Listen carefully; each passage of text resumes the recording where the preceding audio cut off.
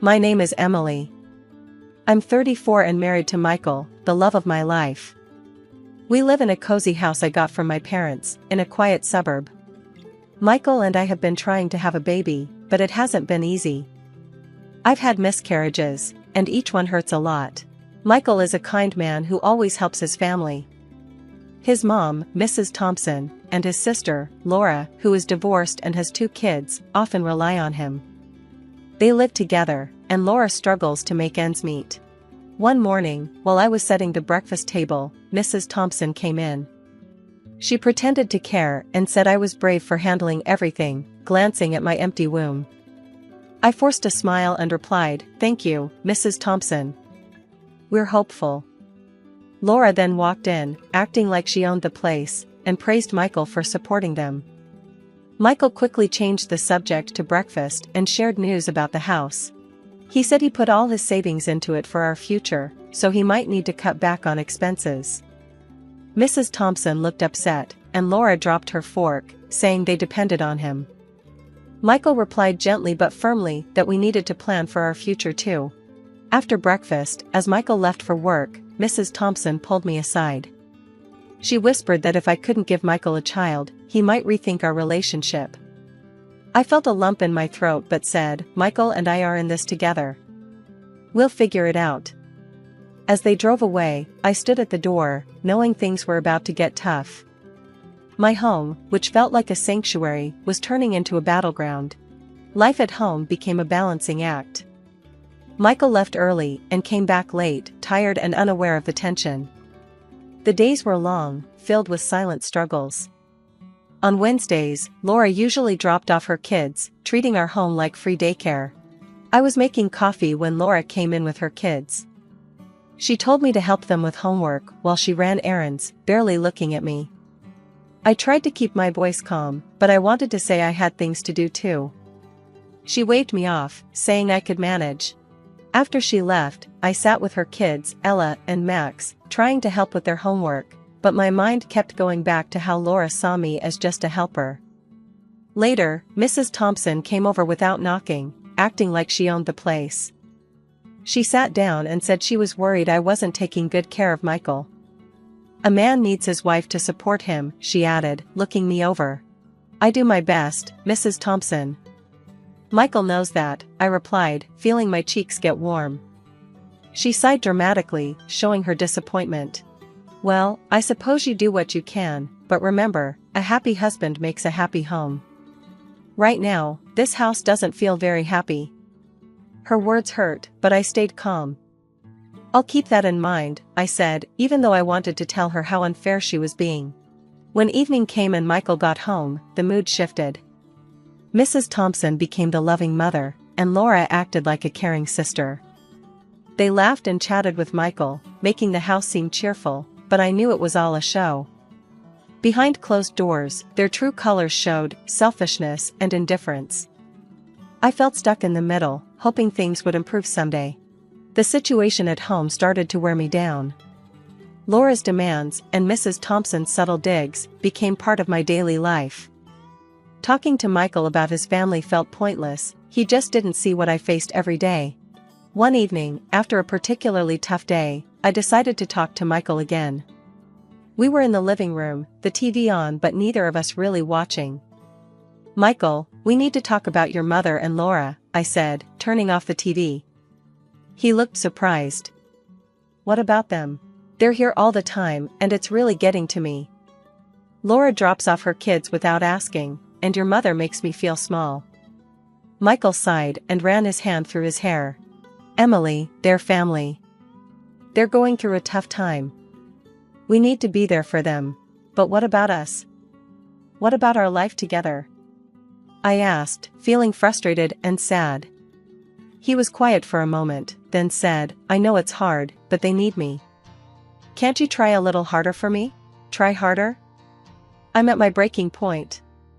I need you to see that." There was a heavy silence between us. Finally, Michael stood up. "I need some air," he said, and left the house. I sat alone, feeling more isolated than ever. The man I loved, who I thought would be my partner, seemed lost in his duty to a family that didn't respect me or our marriage. The next day, things got worse.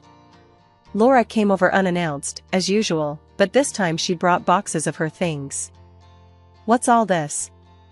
I asked, confused, as she started to fill the living room. "I'm moving in for a while. Mom's house is too cramped with the kids," she said, acting like it was normal. "Moving in here?" I couldn't hide my shock. "Just for a bit. You don't mind, do you?" "After all, we're family," she smiled, but it didn't reach her eyes. I stood there, watching my home, my sanctuary, slowly being taken over. It felt like an invasion. I felt a deep sense of loss, not just for the peace of my home, but for the understanding and support I desperately needed from Michael. That night, lying in bed, I realized something had to change. I couldn't keep living like this, constantly feeling pushed to the edge in my own home. I had reached my breaking point, and it was time to make some tough decisions for my sanity and my marriage. Laura moving into our house felt like an invasion. Every morning was chaotic, with her kids running around and her taking over the kitchen. Mrs. Thompson visited more often, adding to the tension. One morning, I found Laura lounging on the couch, flipping through a magazine while her kids made a mess in the living room. I had just taken my first sip of coffee. "Laura, could you please watch Ella and Max? They're making quite a mess," I said, trying to keep my tone light. She glanced up, unfazed. "Oh, they're just kids, Emily. Let them be. You're too uptight." I felt a surge of frustration. "It's not about being uptight. This is still my house, and I'd like to keep it somewhat orderly." Laura rolled her eyes and went back to her magazine. "Fine, I'll handle it, but you could be a little more accommodating, you know." Her words stung, and I left the room feeling angry and helpless. Later that day, Mrs. Thompson arrived without knocking, as usual, and immediately started criticizing me.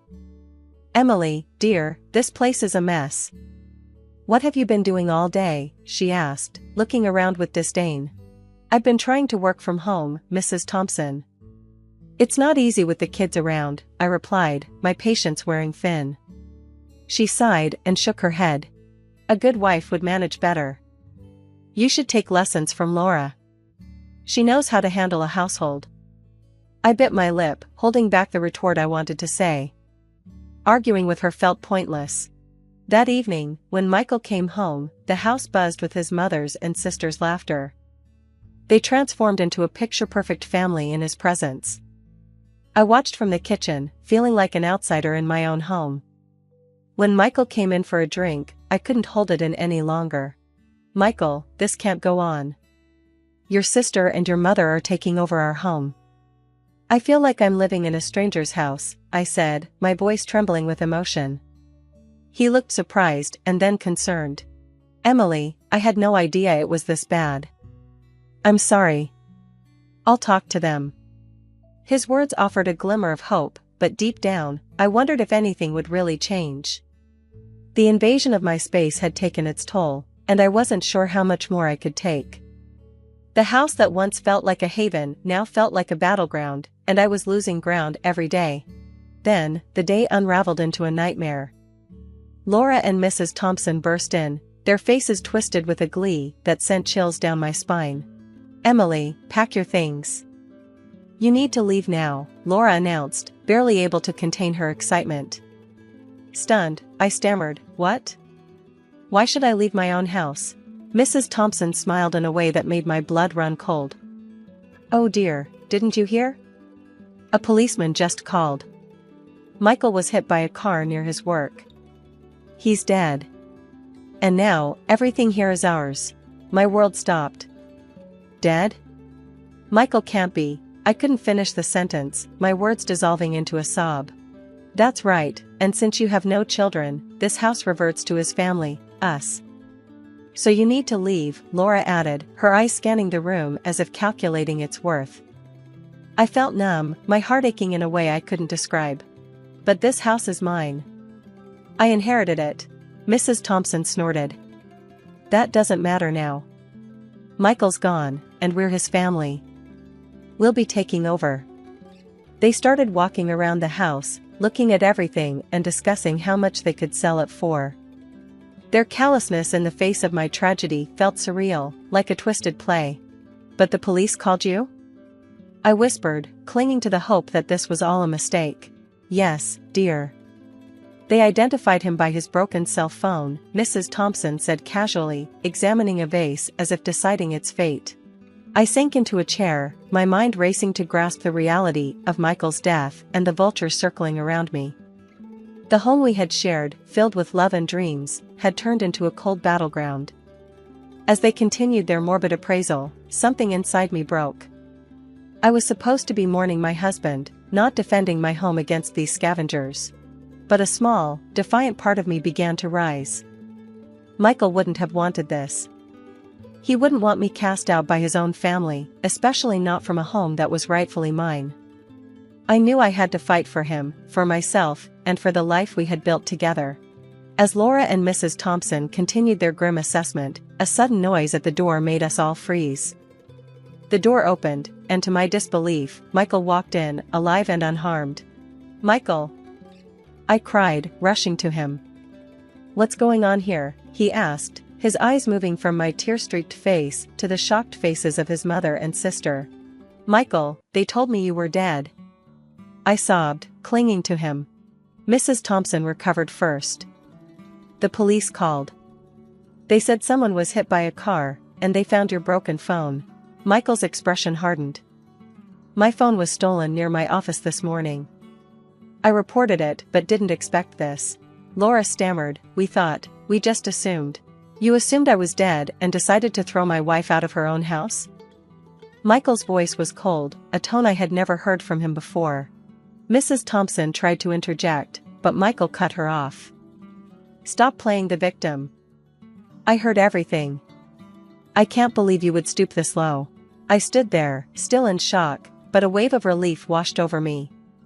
Michael was alive, and he saw his family for who they truly were. He turned to me, his eyes softening. "Emily, I'm so sorry. I should have seen what they were really like." Realizing their plan had crumbled, Laura and Mrs. Thompson scrambled for excuses, but Michael wasn't having any of it. "You need to leave now," he said firmly. "But Michael, this is our family home," Laura protested weakly. "It's Emily's home," Michael corrected her, "and you have no right to be here after what you've done." As they gathered their things, I looked at Michael. He seemed stronger and more resolute. The unveiling of his family's true nature had changed something in him and in us. After they left, the house fell silent, but it was a comforting silence. Michael and I sat together, a million words unspoken between us. We had a lot to talk about and heal from, but in that moment, I felt a sense of hope. I knew we would face this together. The reveal had been painful, but it marked a new beginning for us, built on truth and a stronger bond. After the revelation, Michael and I sat in heavy silence. He was the first to break it, his voice low but filled with determination. "I can't believe my own mother and sister would do something like this," he said, shaking his head. I took his hand, finding strength in our shared disbelief. "I know it's hard to understand, but at least we know their true intentions now." Michael nodded. "They only cared about the money and the house, not about us, especially not about you." I sighed, feeling a mix of sadness and relief. "I tried to tell you, but I never imagined it would come to this. We need to set things straight. I need to make sure they never do this to us again," he said, his jaw set. The next day, Laura and Mrs. Thompson returned, but their demeanor had changed. They were no longer confident and greedy, they seemed almost sheepish. "Michael, we didn't mean for things to go this far," Laura started, avoiding eye contact. "Yeah, it was just a misunderstanding," Mrs. Thompson added, her voice lacking its usual authority. Michael looked at them, his expression unreadable. "A misunderstanding? You celebrated what you thought was my death and tried to kick my wife out of her own house. There's no misunderstanding there." I stood by Michael, feeling proud of his resolve. Laura fidgeted, looking anywhere but at us. "We just thought we were losing everything. We panicked." "And that justifies your actions?" Michael's tone was incredulous. Mrs. Thompson tried to reach out to him. "Michael, you're our family. We just got scared." Michael stepped back. Family doesn't do what you did. I can't just overlook this. The air was thick with tension, and for a moment, nobody spoke. Then Michael continued, I want you both to leave. We need space and time to heal from this. Laura and Mrs. Thompson exchanged glances, realizing the gravity of the situation. Without another word, they left, their heads bowed. Once they were gone, Michael turned to me. I'm sorry, Emily, for everything. I should have listened to you. I hugged him, feeling a weight lift off my shoulders. It's okay, Michael, we'll get through this together. That evening, as we sat in our living room, the house felt like ours again. The intentions of Laura and Mrs. Thompson had been exposed, and in facing that ugly truth, Michael and I had found a new sense of unity. We were ready to move forward, leaving the pain and deceit behind us. A few days later, life seemed to return to some normalcy, until Mrs. Thompson and Laura showed up again, acting as if nothing had happened. They barged into the living room where Michael and I were sipping our morning coffee. Michael, we've been thinking, we still need your financial support, for the kids and the house, Mrs. Thompson stated, her tone demanding. Yes, Laura chimed in. Michael, you can't just abandon your nephews. They need your help. I looked at Michael, sensing his growing frustration. He set down his cup calmly, though anger simmered beneath. Mom, after everything that's happened, you still expect me to support you financially? His voice was steady but firm. Yes, it's your duty as a son and a brother, Mrs. Thompson insisted, her eyes hard. Michael stood up, his resolve clear. No, Mom, I've made my decision. I'm not going to continue supporting you like before. I have my own family to think about. Laura's face flushed with anger. But you have nephews, Michael, they need money. Michael looked at her and then at me. I will support my nephews, but in a much more limited way. Emily and I have plans. We're going to adopt a child. I gasped, joy washing over me. Adoption. The idea filled me with unexpected happiness. Mrs. Thompson and Laura exchanged furious looks.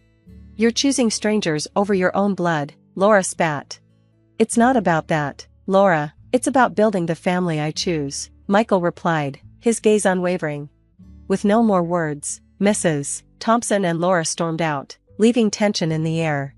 Once they were gone, Michael turned to me, his expression softening. Emily, adopting a child is just the beginning. I believe we will have our own children one day too. His hopeful words brought tears to my eyes. Michael, that's the most wonderful thing I could hear. A family, our family, however it comes to us. We embraced, a sense of peace enveloping us. The challenges with his family had only strengthened our bond. Looking to the future, we saw a world of possibilities, a world where our love could extend to a child in need and maybe, one day, to children of our own. The chapter of struggles and pain was closing, and a new chapter full of hope and love was beginning. Together, we were ready to write it, one day at a time.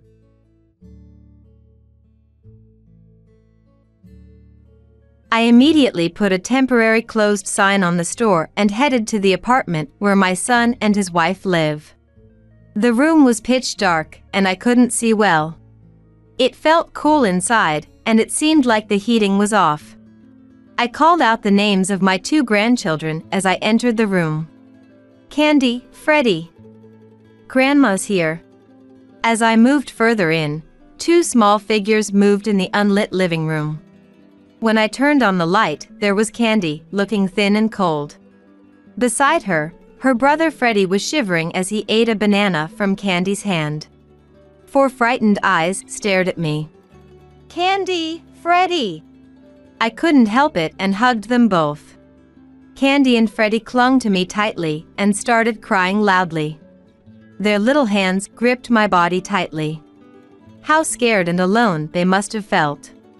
They must have been terrified and heartbroken, wondering why Mom hadn't come back from the hospital.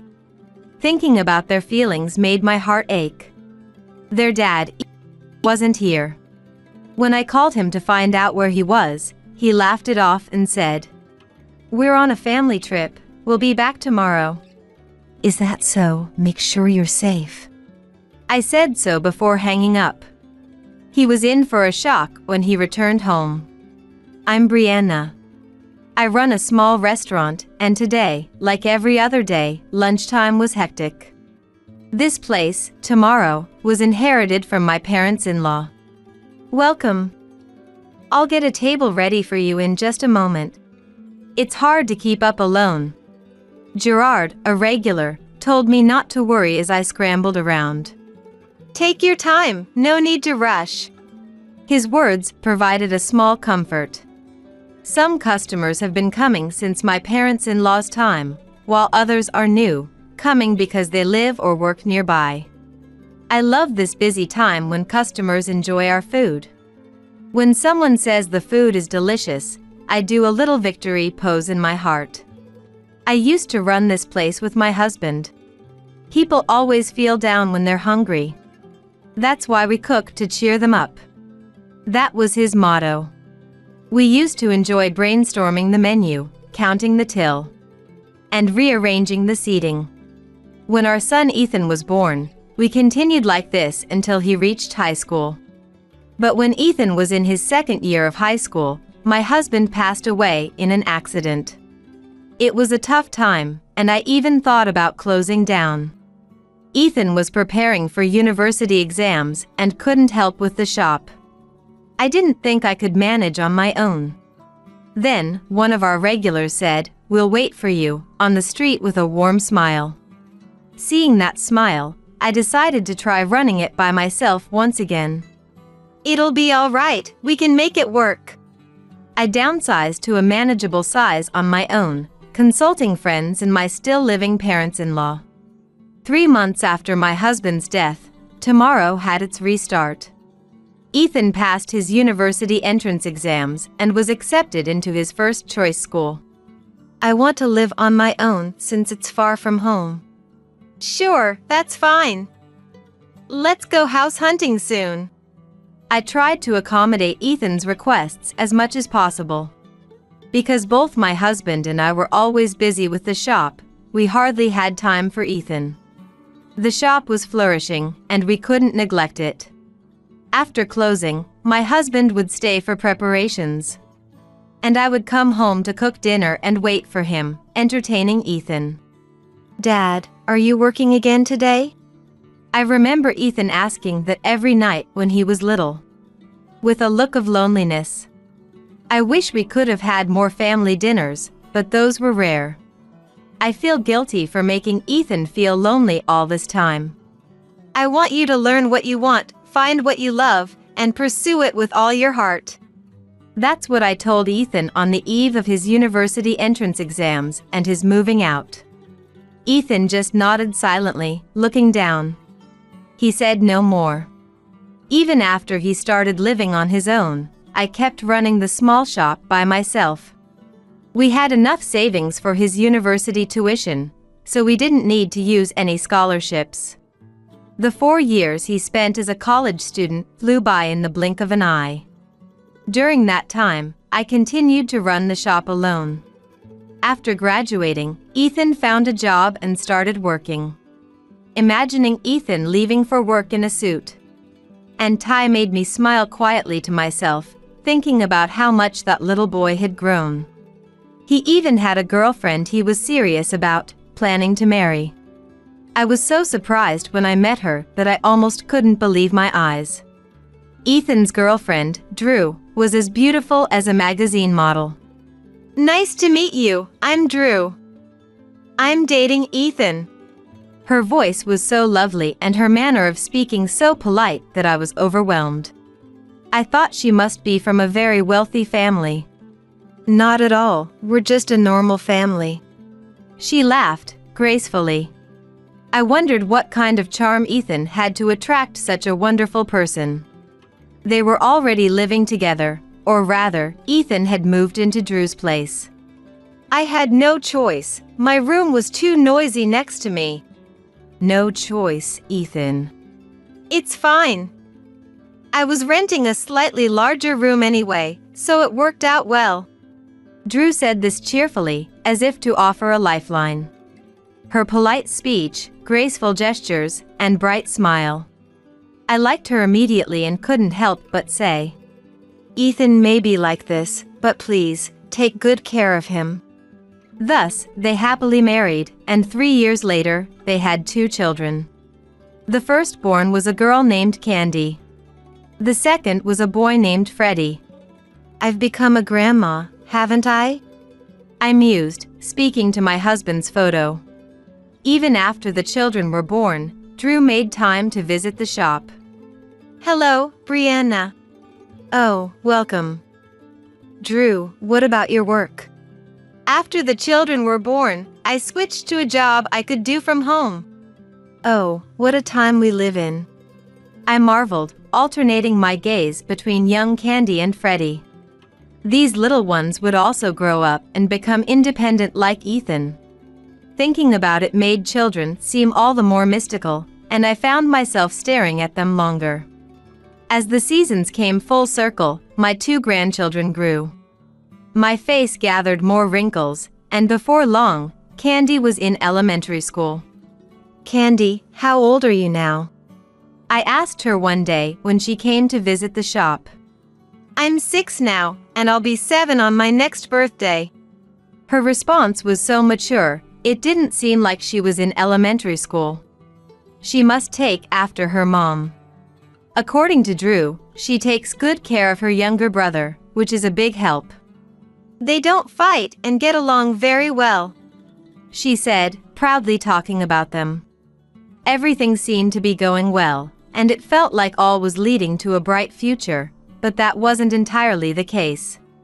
There was one thing that worried me. It was about Ethan. He couldn't seem to keep a job for long after getting employed. He left the company he joined right after graduating within half a year. There's too much to do. It's not worth the salary. Then he got another job. But he left that one too, within 3 months. I can't do what I want, and it's impossible to work without remote options these days. Changing jobs so frequently won't get you anywhere. It's not my fault. It's the bad economy. He would always find some excuse to quit his job. Watching him do this made me sigh in resignation. If you're not working, you should at least take care of Candy and Freddie. Me? No way. That's Drew's job, not mine. Drew was the one supporting the family instead of Ethan. Even while talking to me, Ethan was glued to his smartphone. I wondered what he was so engrossed in. Hey, Mom, take a look. I enjoy food blogging as a hobby and post it on social media. He showed me his phone, filled with photos of various dishes from different places. The photos of delicious-looking food. Ethan talked about his follower count and likes, but I didn't quite understand. Why don't you stop playing around with that and get a proper job? It's not just for fun. I'm serious about becoming an influencer. What's that? Just follow me on Mom and hit like. I don't understand all that. Give me your smartphone. I'll install this app and then you do this. With quick finger movements, he went through account setup and registration in no time. He also showed me which button was for liking and how to navigate the app. But after he left, I still didn't quite get it. I can't keep up with all this. I put the smartphone aside and focused on the shop's ledger instead. When I occasionally video call with Drew, she mentioned she was also told to check Ethan's social media. Despite having more important things to look after right here, I'm happier video calling with Candy and Freddie than browsing social media. Ethan had helped out at my shop for a bit right after he lost his job. He said it seemed easier than working at a company. Though no job is truly easy, having him help was appreciated. I heard it's becoming less common for children to take over their parents' businesses. I wasn't planning on forcing the shop on him. I was prepared to close it when the time came. However, I harbored a faint hope that maybe Ethan had changed his mind. Excitedly, I had Ethan help in the shop, greeting customers and taking orders. He got along well with the regulars, a refreshing sight. The first week seemed to start off well. Perhaps he's more suited to this than office work. That was what I thought, but from the next week Ethan began to slack off. He hardly took any orders, didn't clean up much or assist customers. Worse, he started browsing social media in front of customers. He even asked customers, both regulars and new ones, to follow him and like his posts.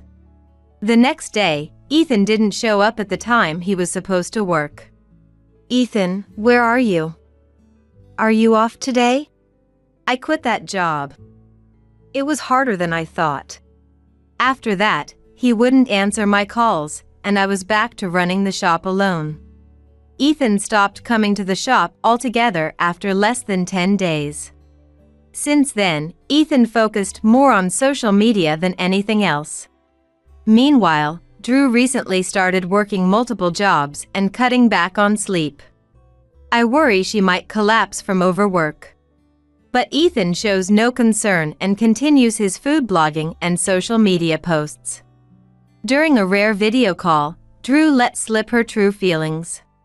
"I wish he'd at least earn some money." She looked unusually downcast, her usual bright smile gone. And her beautiful voice sounded dull. Ethan continues to be out and about, not at home. When I criticize his actions, he always says, "Being famous and expanding my network will lead to a future." Despite doubting the reliability of his plan, I listened. But if Ethan could make a living out of it, I also wanted to support him. Somewhere deep down, I too indulged in the hope of letting Ethan do what he wanted. Drew, too, believed in Ethan and couldn't bring herself to criticize him harshly. His actions, whether due to them or not, did result in a slight increase in followers and likes. However, I soon realized it was a mistake. One day, as usual, I was at the shop. It was as cold as midwinter outside, cloudy, and the forecast mentioned possible snow in the evening. Since customers rarely come after lunch, I spent the time on evening prep and cleaning. While wiping the tables, my smartphone rang in my pocket. It was Drew. Expecting another regular video call, I answered. But what came through was a very weak voice. "Brianna, I'm sorry. There's something I need to tell you." She had collapsed from overwork a few days ago and would be hospitalized for a while. "Hospitalized? How are you now? Are you okay?" "I'm managing." "You should have told me sooner without hesitating." "So sorry. I wanted to tell you, but Ethan said there was no need." "Ethan did?" "He said he would take care of the kids. But I'm worried about them." "Of course you are. What about Ethan? Is he at home?" It seemed unlikely that he would do such a thing. But with his wife hospitalized, even Ethan would presumably take care of the children. "He said he would look after the kids." I want to believe him, but... Hearing the hesitation in her voice gave me an uneasy feeling. "He's been posting photos on social media. I'm afraid he might not be looking after the children." Drew also followed Ethan's social media. And, suspecting as much, she checked the app. It turned out that on the day Drew was hospitalized, and the day after, he was carelessly posting pictures of his meals. I listened to Drew's story, dumbfounded. And those restaurants, they're quite far away. Something had to be done. I couldn't imagine children under 10 being able to fend for themselves, especially not with both parents absent. "Understood. I'll head over to your place right now." "Oh, could I come with?" "No, Drew. You need to rest properly." I ended the call a bit sternly to ensure she wouldn't insist on coming. She needed to stay put under doctor's orders. I immediately put a temporary closed sign on my shop and headed to my son and his wife's apartment. It wasn't too far away, luckily. Having a spare key for emergencies like this was a relief. I hurriedly unlocked the door and entered. "Candy! Freddie! Where are you?" The room was pitch dark and hard to see. Stepping inside, something like a plastic bottle brushed against my foot. The silence was eerie as I took another step into the cool, unheated room. Candy, Freddie! Grandma's here! Moving further in, I noticed two small shadows in the unlit living room. Turning on the light, I found a shivering Candy, looking thin. Next to her, Freddie was trembling, eating a banana from Candy's hand.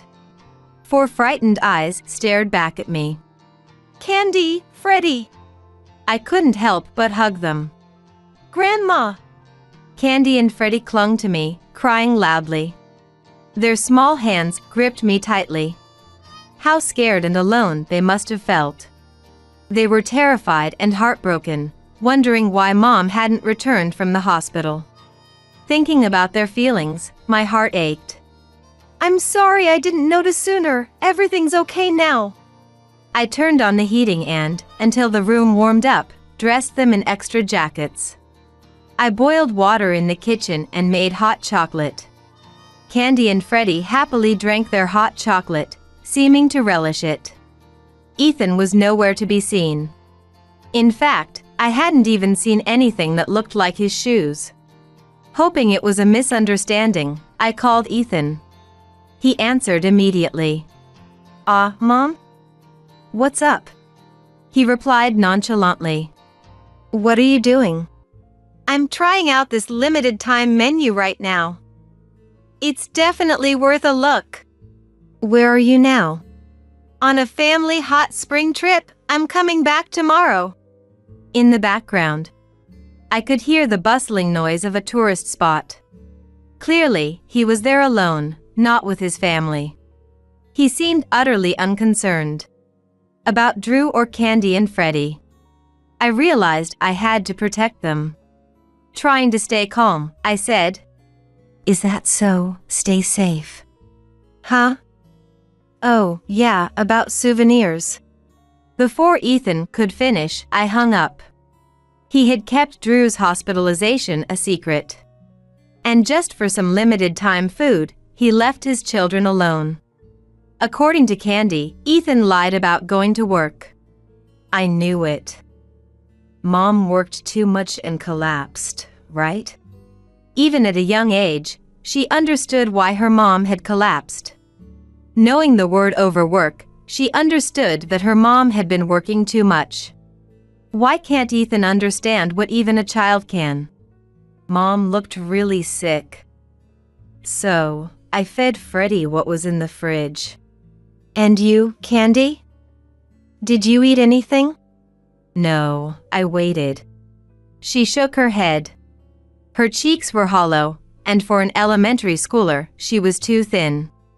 They hadn't eaten anything during the days without their parents. We haven't been to school. I want to see everyone.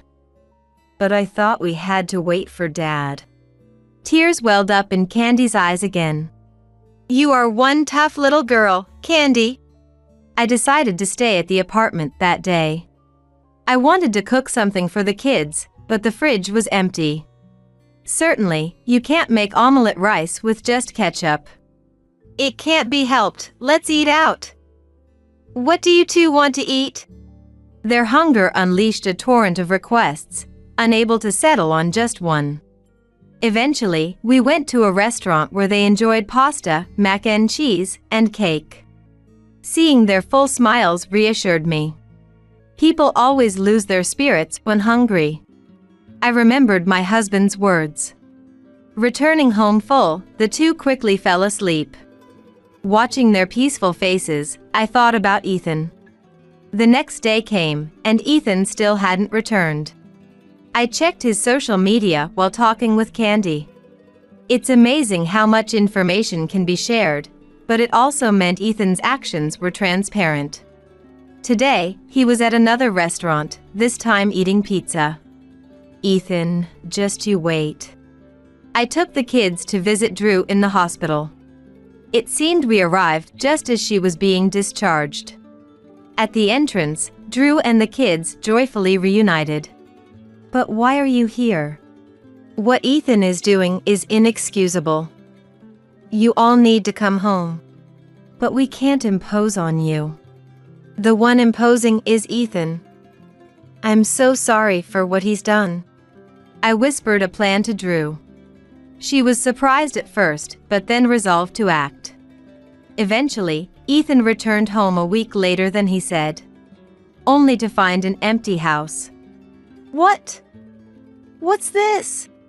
Even this became a post on his social media, treating it as a joke. Minutes after posting, he showed up at my restaurant. Hey, listen, Mom.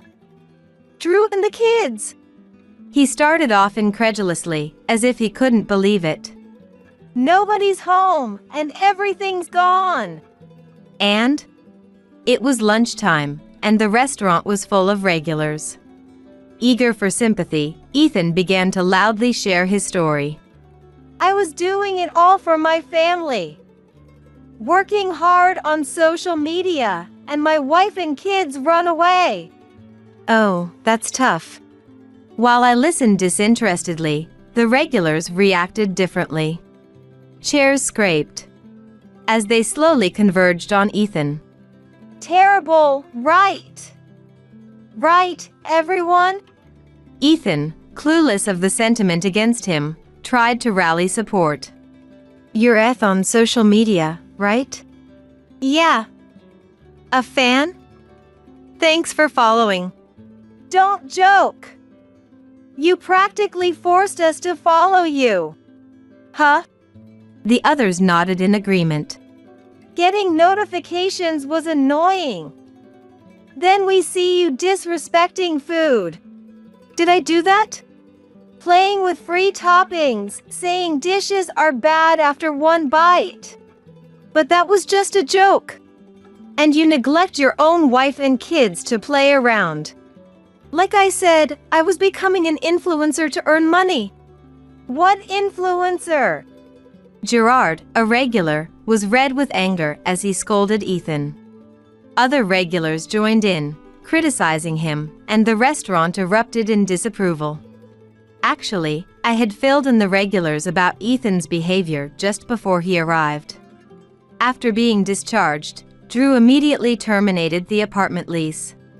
Now, she and the kids are living with me. As Ethan failed to support his family, preferring to dine out alone. Focused only on increasing his followers and likes on social media, he neglected his responsibilities.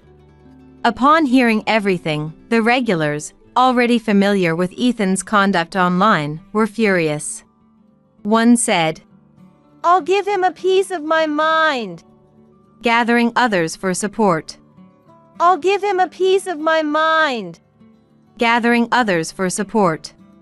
Unaware, Ethan continued posting on social media. Stop it! I'm not the bad guy. Help! Half crying, Ethan was physically pushed out of the restaurant by the regulars. Don't ever show your face here again. Ethan was sternly reprimanded by the regulars and ran away screaming. After that, he was nowhere to be seen. Weeks passed. The weather forecast started to mention the arrival of spring and the need for pollen allergy measures. Lately, my nose has been a bit itchy, perhaps due to the pollen. Drew suffers from hay fever, constantly complaining about her runny nose. I've noticed more of the regulars wearing masks too. I wonder about Ethan, but as far as I know, he didn't have hay fever. His whereabouts remain unknown. He was so focused on becoming famous, urging even his friends to follow him. But this desire backfired spectacularly. Since that day, informed followers quickly made his social media blow up. Naturally, his identity was recognized by those around him, and returning to this town is unlikely now. His disregard for food got him the comeuppance he deserved. I continue running the diner, living with Drew and the kids. Recently, we launched a website for tomorrow where customers can make reservations via smartphone. Drew, who works in web design, easily handled the task. The website features our dishes and the spirit of the diner inherited from my parents-in-law. And even mentions my husband. I never met my father-in-law, but through these stories, it feels like I have. What a lovely website. Thank you, Drew. Her contributions don't stop there. She has systematized the inventory and sales accounting, making daily bookkeeping much easier. What used to be done by hand now calculates automatically when entered into the computer. How convenient. Even I, who was not accustomed to smartphones, found it easy to adapt. Thanks to also accommodating phone reservations, we've seen an increase in customers. Candy, returning from elementary school, started to drop by the diner. She handles phone calls with care. Yes, this is tomorrow. Yes, would you like to make a reservation? Though slightly hesitant, she shakes her head affirmatively when asked if she needs help. Our recommendation? It's the fried chicken. It's freshly made and crispy. Watching her consult her notes while speaking, she's charmed the regulars. Everyone loves her adorableness. As I manage the diner day by day, I wonder if she might take it over someday. Mom! It had been over 6 months since I'd last heard from my daughter, Violet, when her call came through. And it was past 8 p.m. It was rare for Violet, who had her own family, to call at such an hour unless it was daytime. I instinctively felt that something serious must have happened. Violet? What's going on? Calling at this hour? What happened? At first, Violet didn't respond.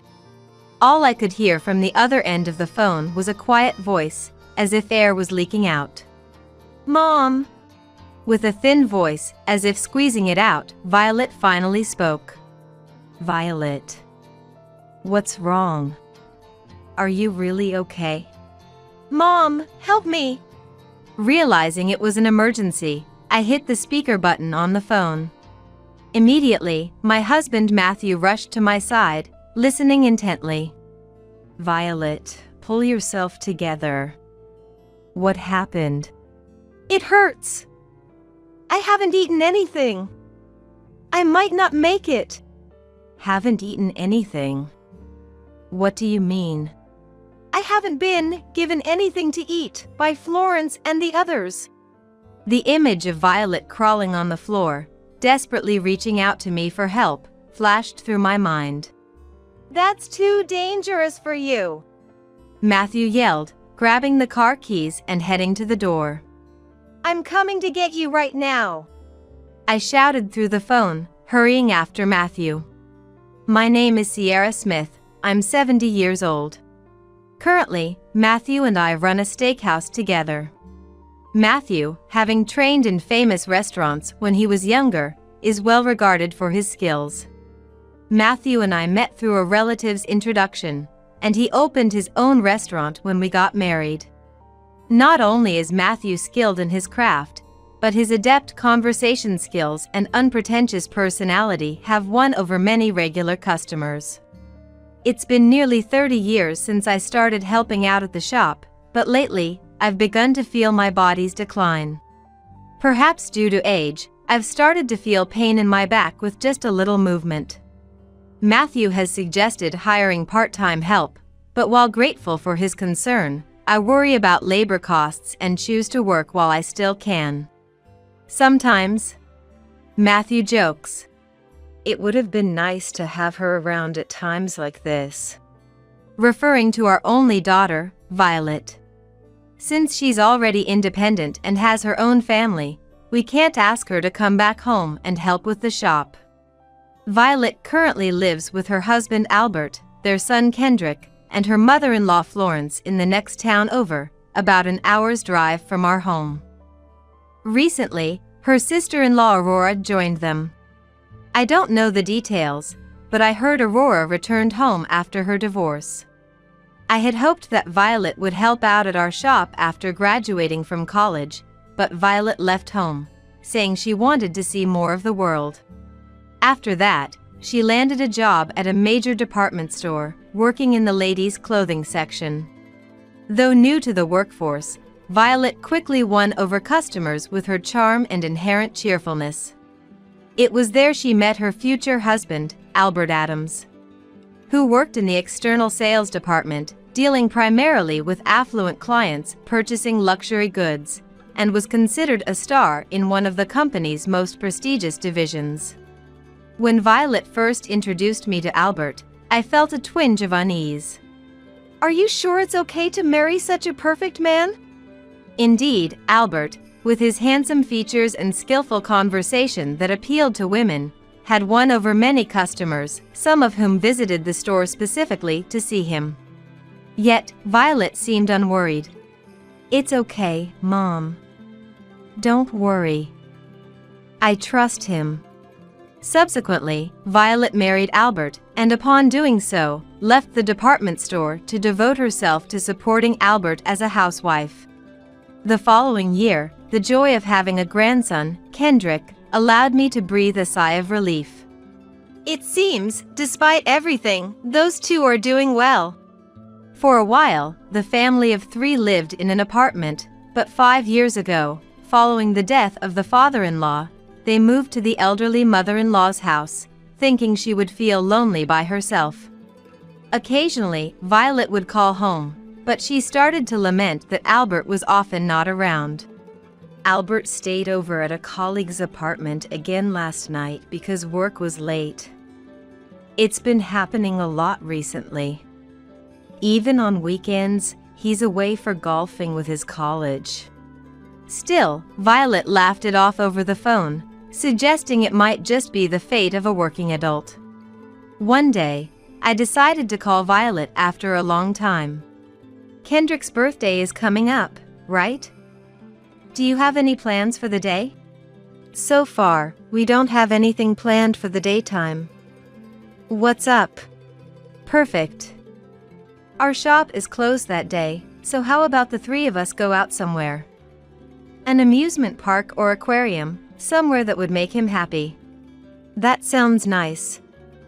Recently, Albert's been so busy with work, he hardly comes home. Kendrick has been getting bored without being able to go out. Violet sounded excited over the phone, but as Kendrick's birthday approached, she called me. "I'm sorry, Mom. I hate to say this, but some plans have come up since then. We can't go out with you after all. I'm really sorry." "Plans? What happened?" "A kids' club has organized a birthday party, so we can't make it that day." "A kids' club, huh? I guess you can't just cancel on them." Though disappointed, I switched gears. "Then it doesn't have to be Kendrick's birthday. Let us know whenever you're free." "I'm sorry, Mom. It doesn't look like we'll be able to go out for a while. Next week, there's a nature class at the kids' club, and the week after that, swimming lessons start. We're just too busy. Elementary school kids these days sure have it tough. It's disappointing, but it seems like giving up is the only option." I had been looking forward to seeing my granddaughter, so my disappointment was significant. I asked some of the parents who are regulars at our restaurant about what gaming consoles are popular with kids these days and sent one to Kendrick. "Mom, the gift arrived. Thank you." I received a thank you call from Violet. However, something about Violet's voice, which I should be familiar with, felt off to me. Maybe it's a mother's intuition, but Violet, usually bright and cheerful, sounded somehow dark and subdued this day. "What's wrong? You sound tired today." "Not at all.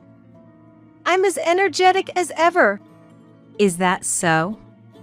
Well, if you say so." "Anyway, thanks for the gaming console." "About that. Since I'm not up to date with what elementary school kids like these days, I sent what was recommended to me. Did Kendrick really enjoy it?" "Of course, he did. He was really happy, saying, "Grandma knows best." For some reason, Violet seemed in a hurry to end the call, as if she wanted to avoid prolonging our conversation. "Are you guys doing okay?" Why the sudden concern? We're managing fine. So don't worry about us, Mom. You've complained before about Albert coming home late. Has anything changed since then? You worry too much. I told you not to mind it. Forget about that. Look, phone calls aren't free, so I'm going to hang up now. You must be busy with the shop, too. Just wait a minute. Right now, I'm more concerned about you than. But before I could finish, Violet had already hung up on me. Just by asking about her well-being, why does Violet seem to reject me this much? It's as if she doesn't want me to probe into her family's affairs, dodging my questions and cutting off the conversation unilaterally. I can't shake the feeling that something is not right. I felt a sense of foreboding. After the shop closes, it has become a routine for Matthew and me to have a quiet drink in the living room. That night, as usual, we relaxed, sharing the weariness of the day. It's about Violet. Something seems off. She seems tired, or maybe lacking energy. I can't quite put my finger on it. Do you call her sometimes? I just called her this afternoon, but she cut me off abruptly. Is she keeping you at a distance? More like, she doesn't want to worry me. It might just be my mother's intuition, and I might be wrong, but I feel like Violet is hiding something from me. Matthew crossed his arms and fell silent for a moment before speculating. Could it possibly be related to that? To what? After hesitating, as if unsure whether to speak, Matthew seemed to make up his mind. I heard something troubling from one of our regulars about Albert. What happened with Albert? The regular mentioned seeing him coming out of a pub with a woman, not Violet. That can't be. Albert wouldn't do such a thing. The woman apparently wasn't young but was quite beautiful, dressed flamboyantly in what seemed like expensive brands. It must be a case of mistaken identity. I said this seemingly in defense of Albert. Not so much to defend Albert, but more so because I didn't want to see a rift form between Violet and him, a sentiment more accurately described as parental concern.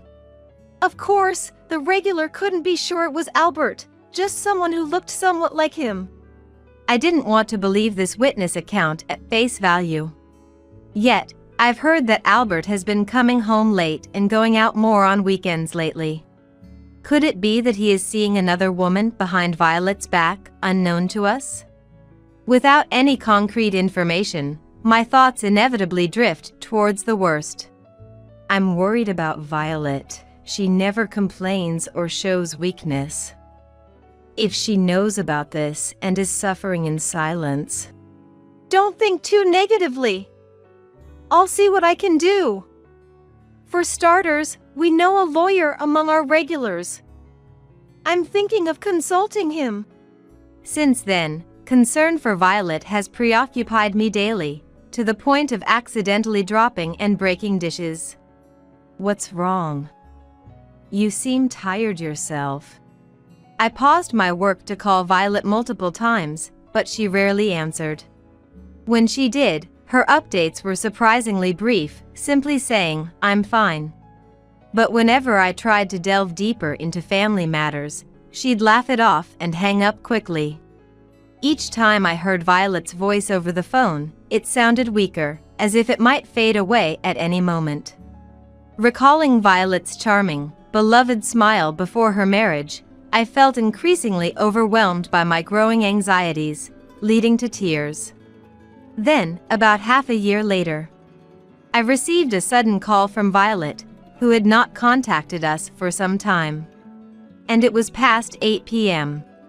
Such calls from Violet, now with her own family, were rare at this hour unless it was daytime. I instinctively felt that something serious must have happened. Violet? What's going on? Calling at this hour?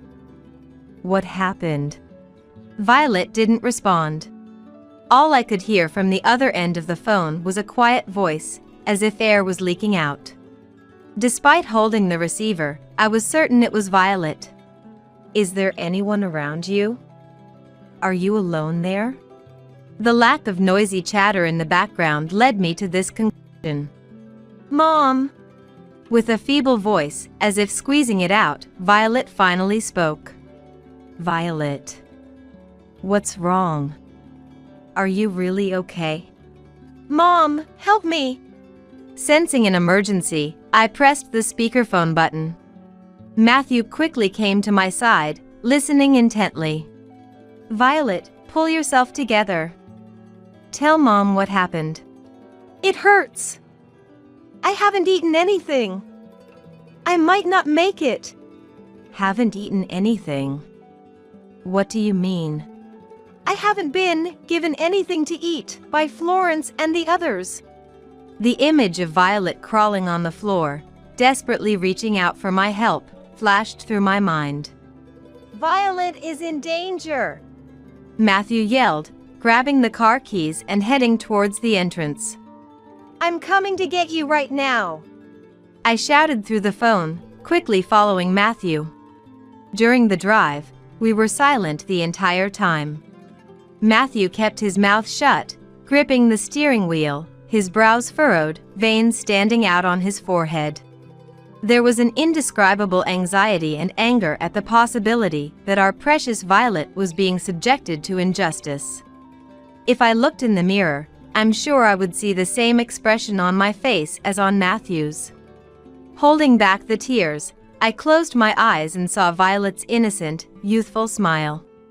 The image of a pure, innocent girl reaching out to Matthew and me with her tiny hands, trying to share happiness, filled me with frustration. Violet was asking for help. Thinking this made us feel incredibly ashamed for not noticing her suffering sooner. Even without seeing her directly, it was clear from her voice on the phone that Violet was severely weakened. I couldn't believe that Violet, who always had a vibrant smile, was now in such a state, calling for help. Looking out the passenger window at the dark town, I thought, this must be a dream, a bad dream. Passing through a quiet residential area, the light leaking from each home seemed to carry the laughter of families, reminding me of what Violet in our life should be, which brought more sadness. The journey that usually takes an hour during the day was quicker due to the lack of rush hour traffic, and we soon arrived at the Adams house. Are you okay?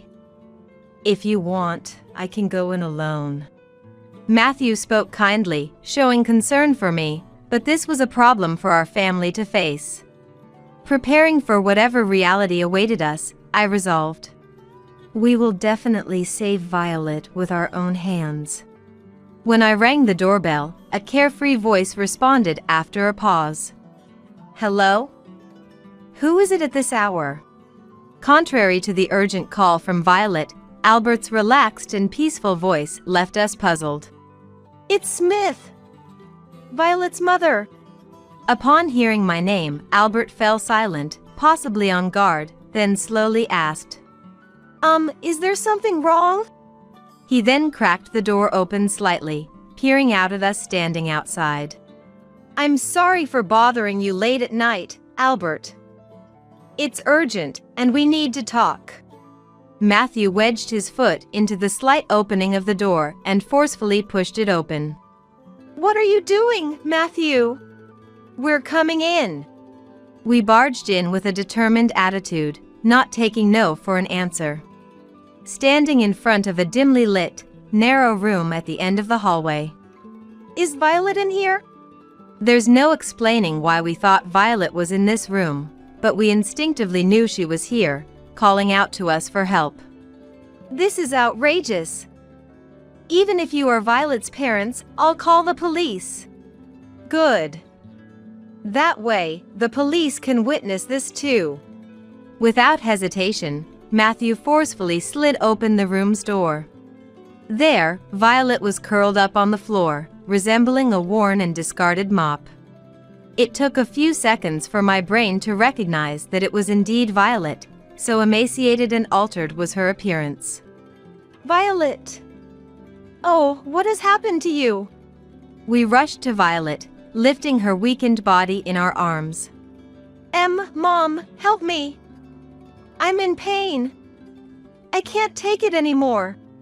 Barely speaking between erratic breaths, that's how Violet responded. It was immediately clear that Violet was delirious and suffering from dehydration. What are you doing here?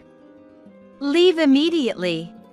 Albert tried to dismiss us as if we were intruders, but his voice lacked any conviction. His gaze wandered as if frightened, and his body trembled. Albert! Bring some water now! I can't possibly. Don't argue, just do it. Pressured by my stern shout, Albert ran to the kitchen and quickly returned with a bottle of water from the fridge. I snatched the bottle, opened it. Here, Violet. Drink some water. Alerted by the commotion, Florence and Aurora also appeared. What is all this noise about? It's so loud I can't hear the TV. We're the ones who need an explanation here. As Matthew glared at Albert, Albert began to apologize profusely. I'm so sorry. Albert then started to explain how Violet ended up in this state, a story beyond our wildest imaginations. It seemed that initially, Violet and Albert had managed well living with Florence. However, at some point, Albert started coming home late, and in response, Florence's attitude towards Violet turned cold. One day, when Violet felt anxious about Albert's late returns, she sought advice from Florence. Instead of addressing her concerns, Florence blamed Violet for Albert's absence. Violet couldn't understand why she was being blamed. It's because you haven't returned to your pre-pregnancy figure, Florence told her. Following that, Florence began imposing all household chores on Violet and even restricted her meals. Despite this, Violet remained upbeat, brushing off the unreasonable demands, but it seemed Florence found no amusement in her resilience. The harassment escalated, and under the guise of preventing secret snacking, Florence took control of all Violet's finances. Seeing an opportunity for entertainment, Aurora, the recently divorced sister-in-law, joined in, with Florence assigning her to monitor Violet whenever Florence was away. The hardest part for Violet was being denied the opportunity to care for Kendrick herself. Despite living under the same roof, there was nothing more painful and sad than not being able to raise her own child. Florence forbade Violet from seeing Kendrick and had Aurora stop her whenever she tried to approach his room. While Violet was punished with cleaning duties, Florence spent joyful moments with Kendrick. "This is all I know," Albert said, collapsing to his knees, powerless. Don't speak of our family's shame so lightly. How could you discuss such trivial matters with strangers? Albert, you've become so weak. That's not all, is it? There's more you're hiding, right? Albert looked up, his face flashing with panic. Just then, a taxi stopped at the entrance, and someone alighted. They've arrived. The Addams family was confused, unable to grasp the situation. Soon, a slender gentleman in his 50s appeared, causing Albert's face to turn pale. It seems you recognize this gentleman, don't you? Albert didn't answer, realizing he was in a situation with no escape. He waited silently, letting time pass. Good evening. My name is Kevin Watson.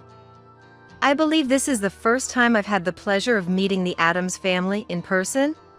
Kevin Watson introduced himself, looking at each member of the Addams family in turn. In his youth, Kevin Watson was a popular actor known to everyone, starring in movies and dramas. As he aged, his popularity waned, leaving only his name known to the public. Why is Mr. Kevin Watson at our home? Florence, representing the Addams family, asked, her smile strained and her voice high-pitched with clear agitation. It was clear to anyone that she was visibly shaken. It was I who invited Mr. Watson here. Before coming, I contacted a lawyer acquaintance and asked Mr. Watson to join us as well. And what exactly is the relationship between Mr. Watson and us? Florence attempted to feign ignorance, but I smirked and said, Don't pretend you don't know anything. You must have some idea why Mr. Watson is here. The lawyer arrived shortly after, apologizing for his delay. Sorry for being late. I was organizing some documents for another case, and it took longer than expected. The arrival of the lawyer silenced the Addams family. In fact, at Sierra's request, I've been investigating Albert's personal life for the past 6 months. It turns out, Albert has been frequently meeting a certain woman, a wealthy client at the department store where Albert works. And upon investigating this woman, we uncovered a shocking truth. That woman happens to be my wife, Hillary Sanders. Kevin Watson added in a calm tone to the lawyer's explanation. When my wife brought up divorce, I was initially surprised, but deep down, I felt, of course. She had been going out secretly for a while. After hearing the details from this lawyer, everything made sense. So, we decided to come here to hear directly from Mr. Albert, the party involved. Albert slowly stood up, and in a frail voice, as if devoid of spirit, began to tell everything.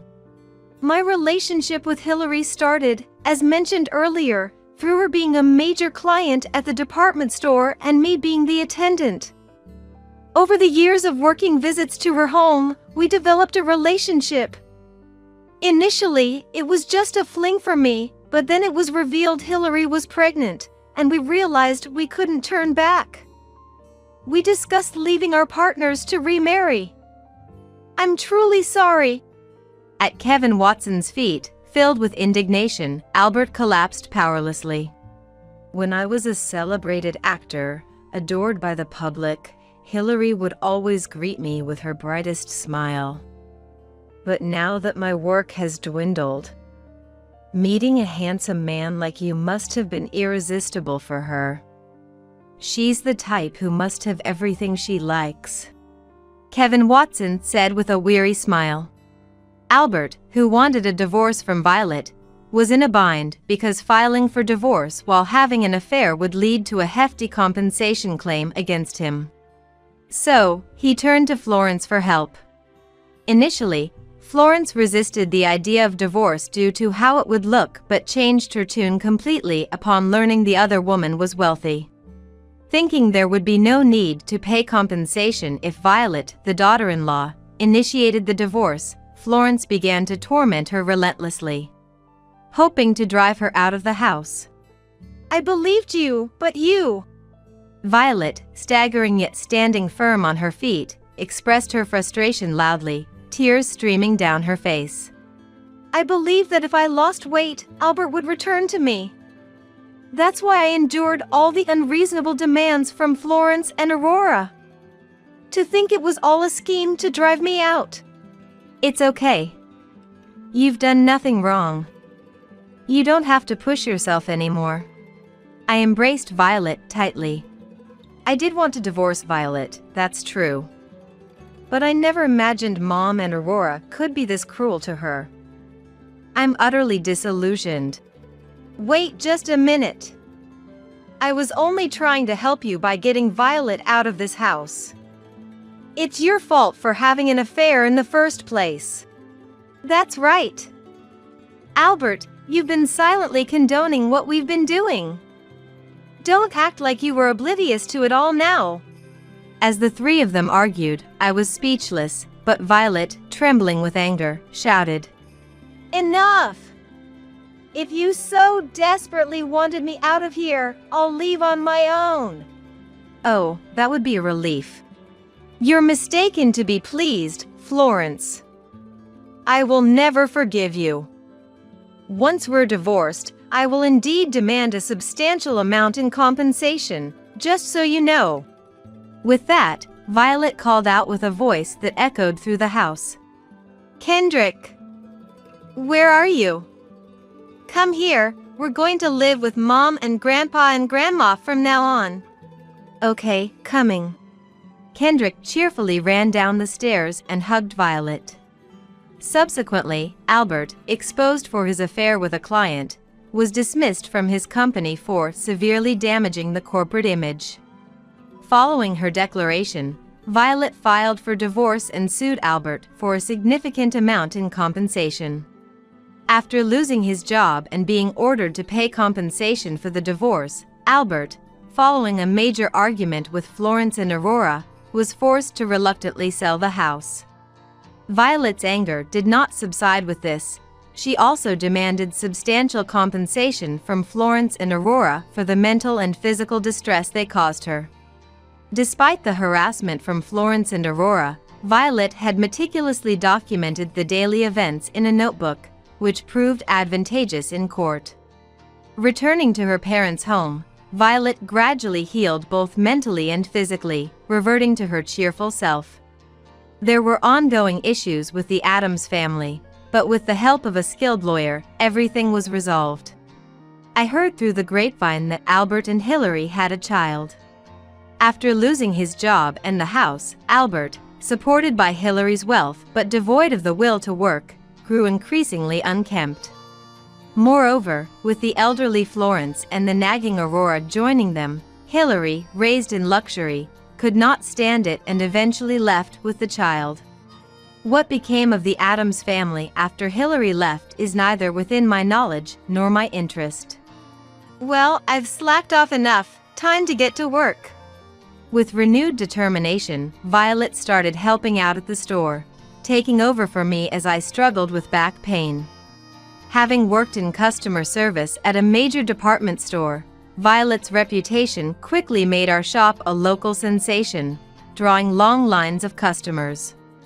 With our new promotional model in place, I have no regrets. I stepped back from the storefront, spending my free time watching over Kendrick as much as possible. Kendrick, soon to be a middle schooler, declared at his elementary school graduation, "I want to be a cool chef like Grandpa." His proclamation brought Matthew and me to tears. We are now eagerly looking forward to his future.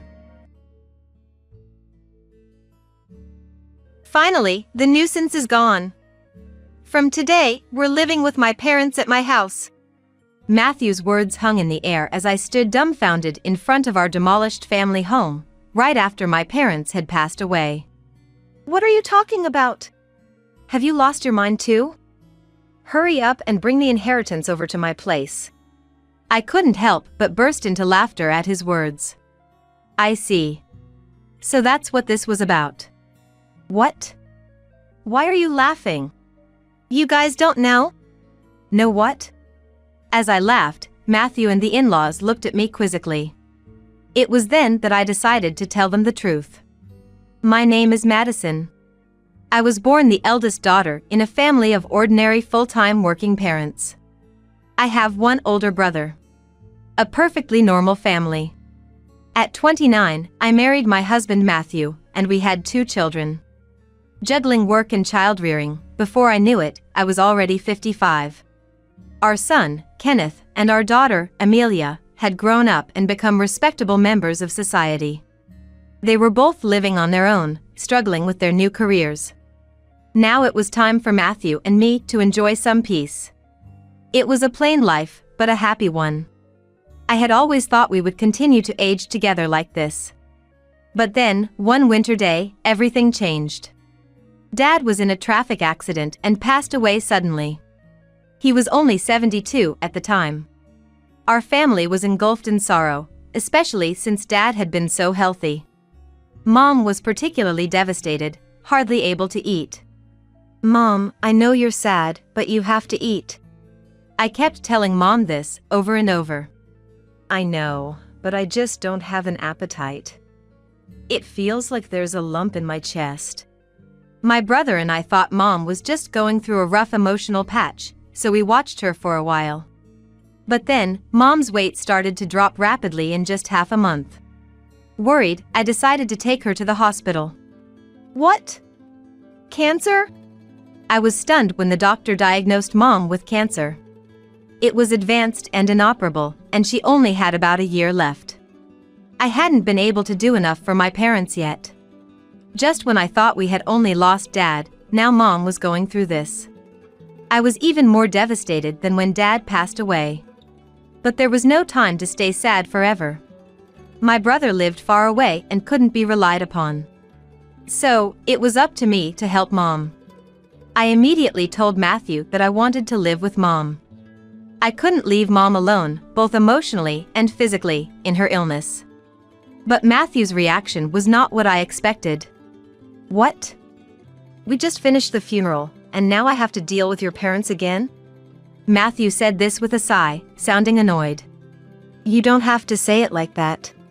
Isn't it enough to just drive her to and from the hospital? Why do we have to live together? I think she'll feel lonely. If it's not okay, maybe I can live at my parents' house for a while? I suggested. Then, Matthew said indignantly. What? And who's going to take care of my meals then? I'll come over to cook, of course. What about cleaning? Laundry? Who's going to do all that? I was rendered speechless. I intended to do what I could, but I couldn't handle everything as usual. His pointed remarks hurt. I couldn't argue back if someone said that my desire to help and nurse Mom was just my selfishness. I knew Mom would probably hesitate and insist that everything should stay the same. But I desperately wanted to show my filial piety. Fine, but I'm not helping with anything, understand? Matthew grudgingly said this to me, who was silent. Although his attitude was arrogant, he had ultimately given in. I'm sorry, and thank you.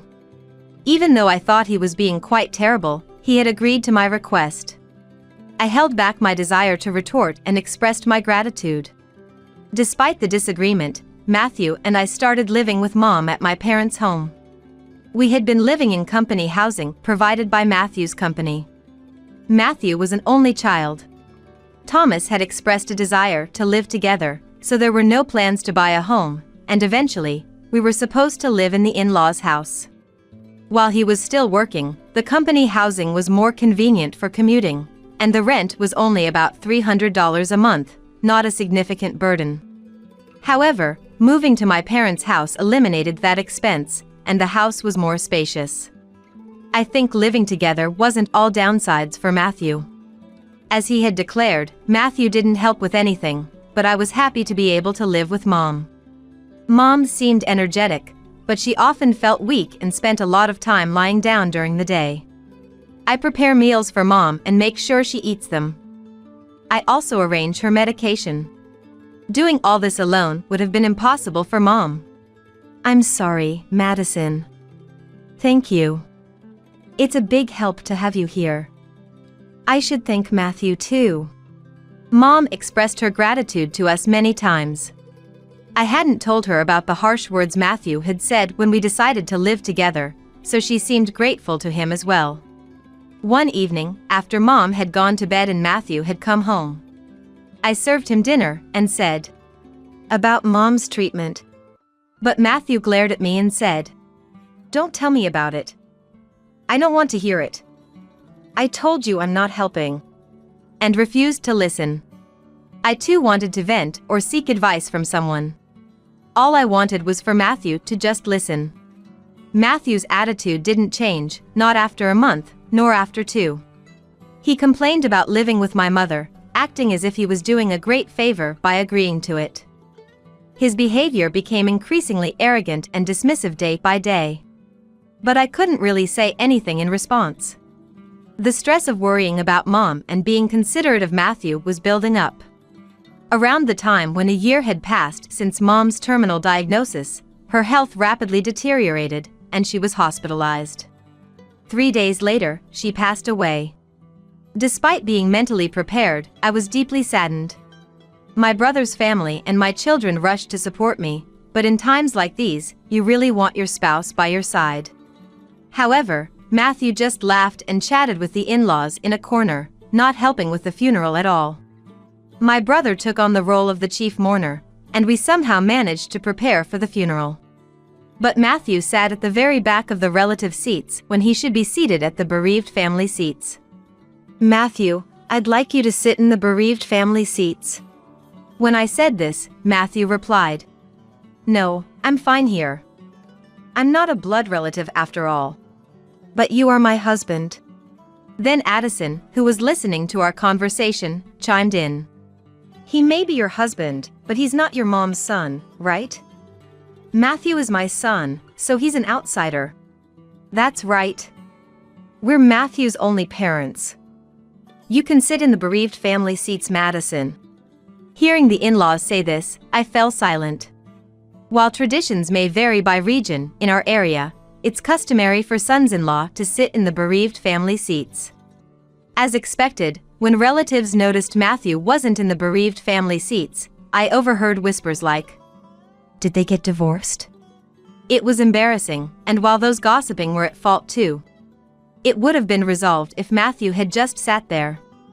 I felt a bit resentful that Matthew wasn't by my side, but we managed to give Mom a proper send-off. After the funeral, we returned home with my brother's family, my children, Matthew, and the in-laws. Thomas, Addison, thank you for coming during this busy time. I expressed my gratitude to the in-laws and served them coffee. Then, they said, laughing, "Really though? First your father passed away, and now your mother. It's been quite costly for us too. But at least it's over now." I was stunned by their words. How could they say such things? I couldn't believe what they were saying. I forced a smile and left the room, trying my best to keep my composure. Then, as I walked away, I could hear the conversation between the in-laws and Matthew behind me. Matthew, it must have been hard for you, living with someone else's family. Yeah, Madison's stubbornness was quite a challenge. You shouldn't always give in to your wife. It's okay to say no in a marriage. I clenched my fist. Their voices, chatting and laughing, filled me with anger and frustration, but this wasn't new. The in-laws had always been insensitive and rude. When I married Matthew, couldn't you have found someone more attractive? I worry about the grandkids' looks, Addison declared. They say beauty bores you after 3 days. With Madison, that's unlikely to happen, he said. Matthew laughed at these rude comments. It was a pattern with this family. Something in me snapped. I realized that neither the in-laws nor Matthew had ever said a word of comfort to me, not during Dad's funeral, nor after Mom passed. Instead, they mocked me. Matthew's behavior and attitude as a person started to raise questions in my mind. I thought I had been too considerate towards Matthew when all I wanted was to do something for Mom. If Matthew had been supportive towards me, it would be one thing. But he wasn't, and there was absolutely no reason for me to feel so guilty towards him. My growing anger was overshadowed by the ongoing laughter and chit-chat of the in-laws and Matthew in the background. If my brother's family or the kids had overheard them, they would have been upset, but luckily, they were all in the kitchen. I was the only one who heard their conversation since I was in a different room, which was a relief. As I was contemplating all this, Addison's voice once again reached my ears. Madison. Yes? I turned to respond. Can I take this? Addison was holding Mom's handbag. I was perplexed, not understanding what was meant by that. Addison responded to me, saying, Your mom can't use it anymore, right? Matthew said it's okay to take it. Addison was examining the bag as if appraising it. It was so disrespectful, especially right after the funeral. I took the bag away. No, you can't. Huh? Her expression changed, showing not just anger about having the bag taken away, but also that I, her daughter-in-law, had dared to stand up to her. Despite the intensity of her expression, I stood my ground and responded with equal determination. We're not ready to go through Mom's belongings yet. We'll divide her things among family members later. Addison was furious. What? Are you saying I'm an outsider? Didn't you just say at the funeral that even Matthew was an outsider? How does that make you family? I couldn't help but retort. Hearing my words, Matthew and Thomas also turned red. What are you saying? Apologize to Mom. How rude for a wife to say such things. Hearing the commotion, everyone else came from the other room. After all the effort we put in, attending the funeral and cremation, to be called an outsider. Let's go, Thomas. Addison yelled at me in front of everyone and left our house. Matthew, too, angrily left with the in-laws. What happened? Did you really say they were outsiders to Mom? Everyone, having heard only Addison's words, said that to me. Indeed, if only that part of the conversation was considered, it might sound like I was the one being unreasonable. However, I explained the entire situation to everyone. Not a single person blamed me. Grandma and Grandpa should have been more considerate. Dad's just the same. They've always been like that. My kids stood by me, but I couldn't forgive those three. Matthew didn't come home for a while. And I didn't contact him. I felt it wasn't right for me to apologize, and I wasn't ready to forgive. However, I knew I couldn't stay like this forever. One day, as I was pondering this, Matthew came home. Welcome back. Seeing his face reignited my anger, but I suppressed it and greeted Matthew.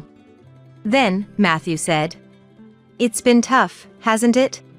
His awkward attempt at consolation surprised me. Take the kids on a trip.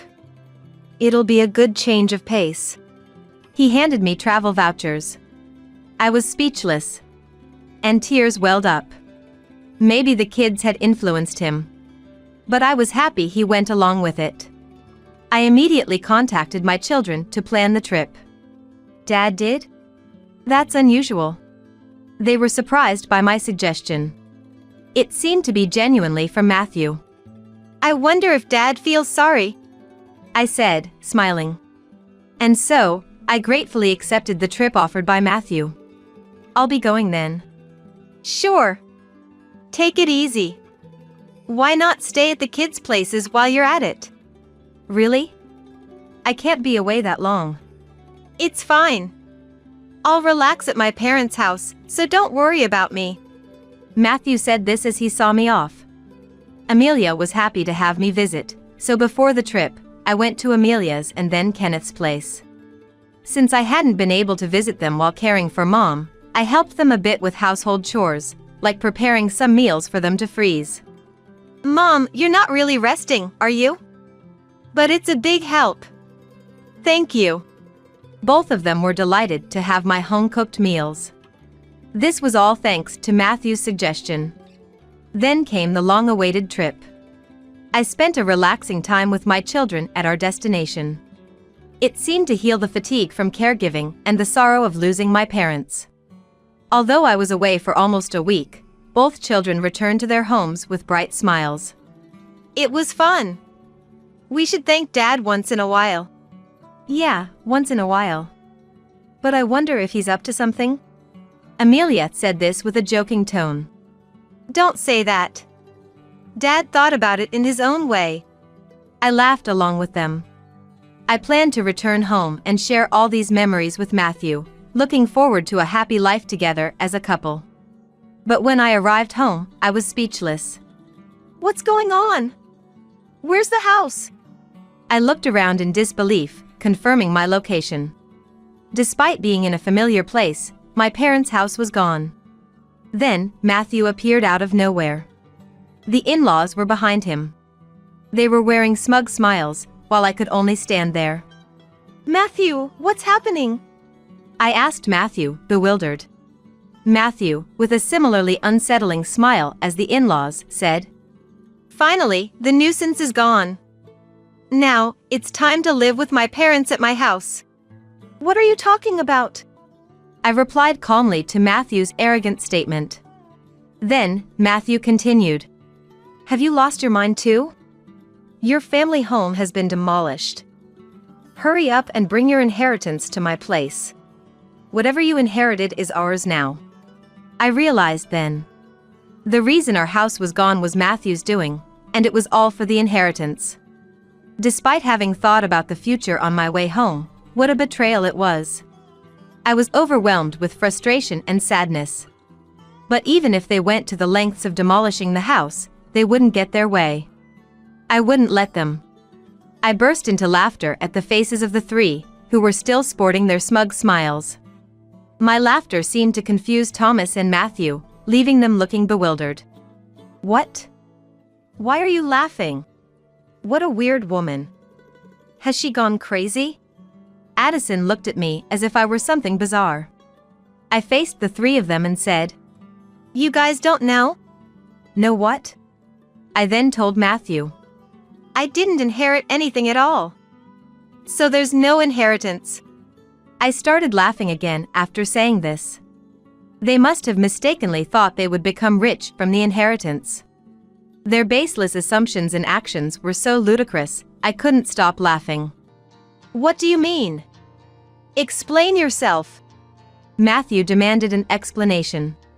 But I chose to remain silent. I saw no need to enlighten them. Before that, let me say this. I won't live with strangers. If you want to live together, do it on your own. Instead of answering Matthew's question and refusing his initial proposal, Addison erupted in anger. You helped your own parents with their housework, but you can't help us? You do understand there was a reason for that, right? I agreed to live together, didn't I? I said it wasn't necessary for us to live together. Have you forgotten that you chose to live together just to avoid housework? Matthew and Addison bit their lips as I countered their arguments. And demolishing my family home without permission, there are things you just don't do. I reprimanded the three of them. And then left the place. Behind me, Matthew called out. Where are you going? His voice rang out. But I didn't turn back. I needed to find a place to sleep for the night, and I really didn't want to see Matthew's face. I immediately consulted a lawyer. It's not that easy to just demolish a house. The house was still in Mom's name. As I wondered which company had taken on the demolition, an unbelievable truth came to light. Matthew and Thomas had directly demolished the house themselves. Thomas had asked a friend who worked at a demolition heavy machinery, even rented heavy machinery. It was all meticulously planned. Moreover, they had given me the travel vouchers to get rid of me. I felt pathetic for being so easily deceived and was incredibly angry. Is there any way to punish these three? I asked the lawyer with tears in my eyes. The lawyer smiled kindly at me. For demolishing a house in your mother's name without permission, Matthew can be charged with property destruction, and you can claim damages. Let's start there and get Matthew and his parents to properly apologize. I nodded at the lawyer's words. The lawyer then immediately began the legal process. A few days later, after learning about the situation, an enraged Matthew called me. What's this legal notice about? Oh, you received it? You destroyed an important house, so naturally, you need to compensate. Compensate? We told you we were moving into our family home. We demolished a house nobody was going to live in. Instead of compensation, you should be thanking us. Now, bring whatever inheritance you have and come back home. Matthew arrogantly retorted. Thank you for demolishing my house without permission? Don't make me laugh. And as for bringing the inheritance, there's none to bring since I didn't inherit anything. I shouted back at him over the phone. Matthew remained silent. It seemed he was startled by my raised voice, something unusual for me who rarely shouts. The reason I laughed when the house was demolished was precisely this. I had spent a year living with Mom.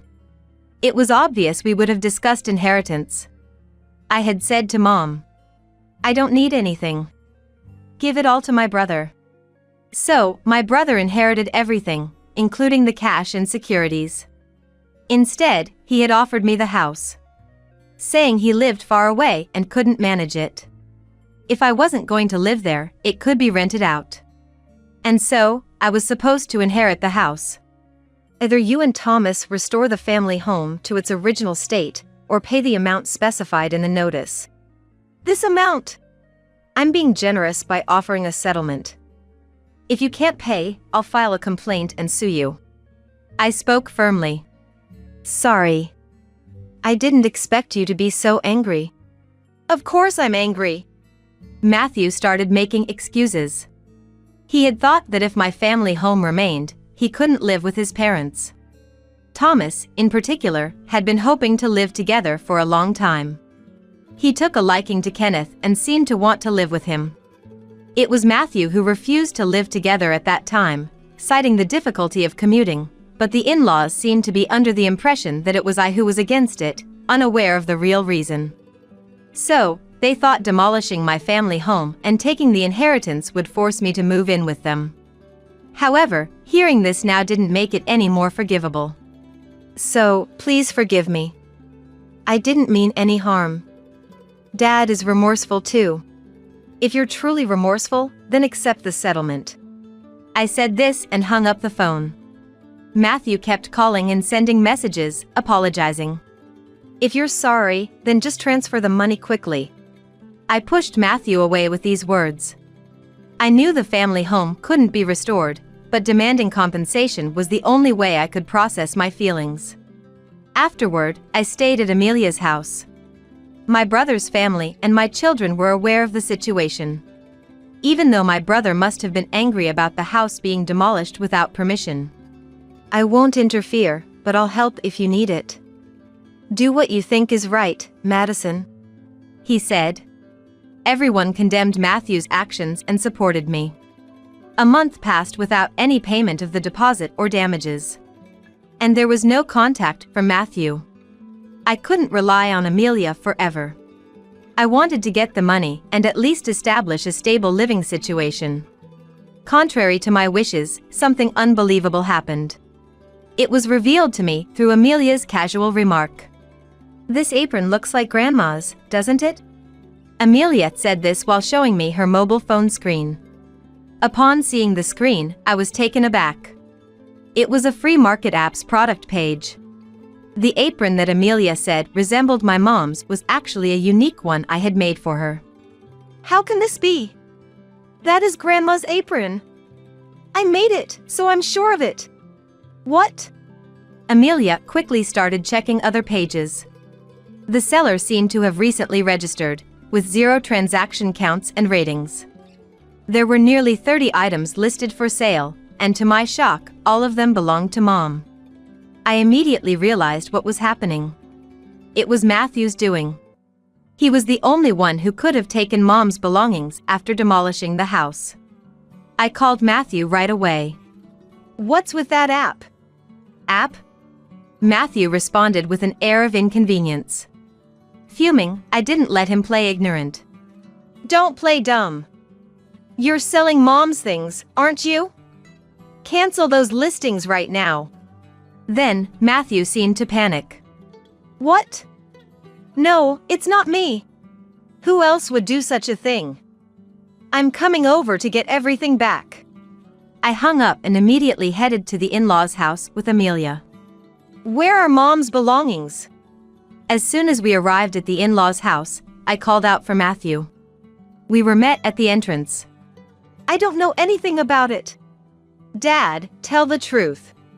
Amelia backed me up, confronting Matthew. He looked troubled. As we were talking, the in-laws noticed our presence and came out. Oh, Amelia, you're here? Addison seemed pleased to see Amelia. But Amelia, visibly angry, confronted her. Grandma, tell Dad to be honest. Honest about what? It seems Dad is selling Grandma's stuff that was left when she passed away. At Amelia's words, Addison laughed. Matthew, looking troubled, furrowed his brow and repeated. It's really not me. Then, Addison said loudly. Matthew is selling them? That's impossible. But because I'm the one selling them. I felt as if the blood had drained from my face at her words. Matthew must have known. He looked at Addison with an expression that screamed trouble. Even as Amelia stood there in shock, Addison seemed cheerful. What did you say? It's quite a lot of work, you know? I have to pack things carefully and take good photos for the listings. Addison talked about the app as if it were an enjoyable hobby, seemingly oblivious to the fact she was selling stolen items. Had to restrain myself from lashing out at her. Cancel the listings. Those items aren't yours to sell. Amelia, now red-faced and teary, pleaded with Addison. But Addison looked displeased. What's the big deal?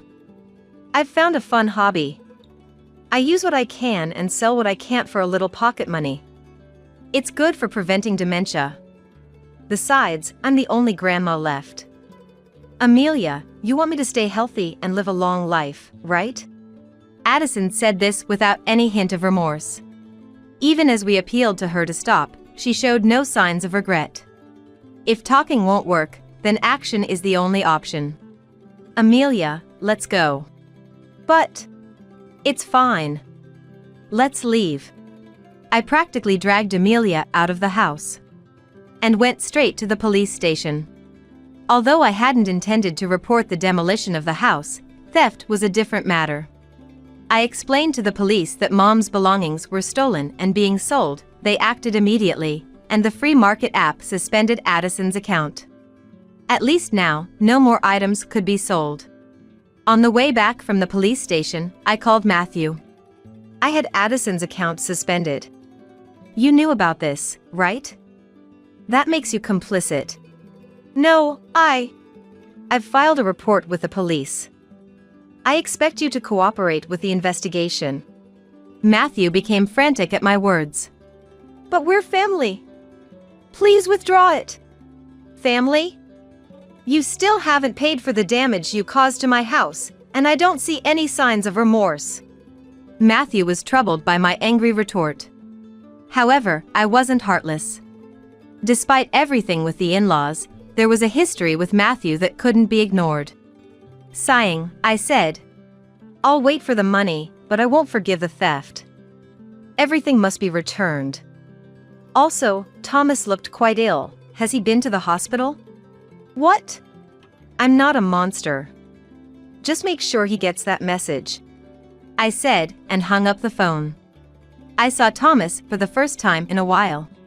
He barely spoke and looked significantly thinner than just a few months ago.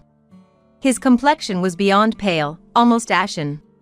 It was clear he wasn't healthy. But that family seemed oblivious.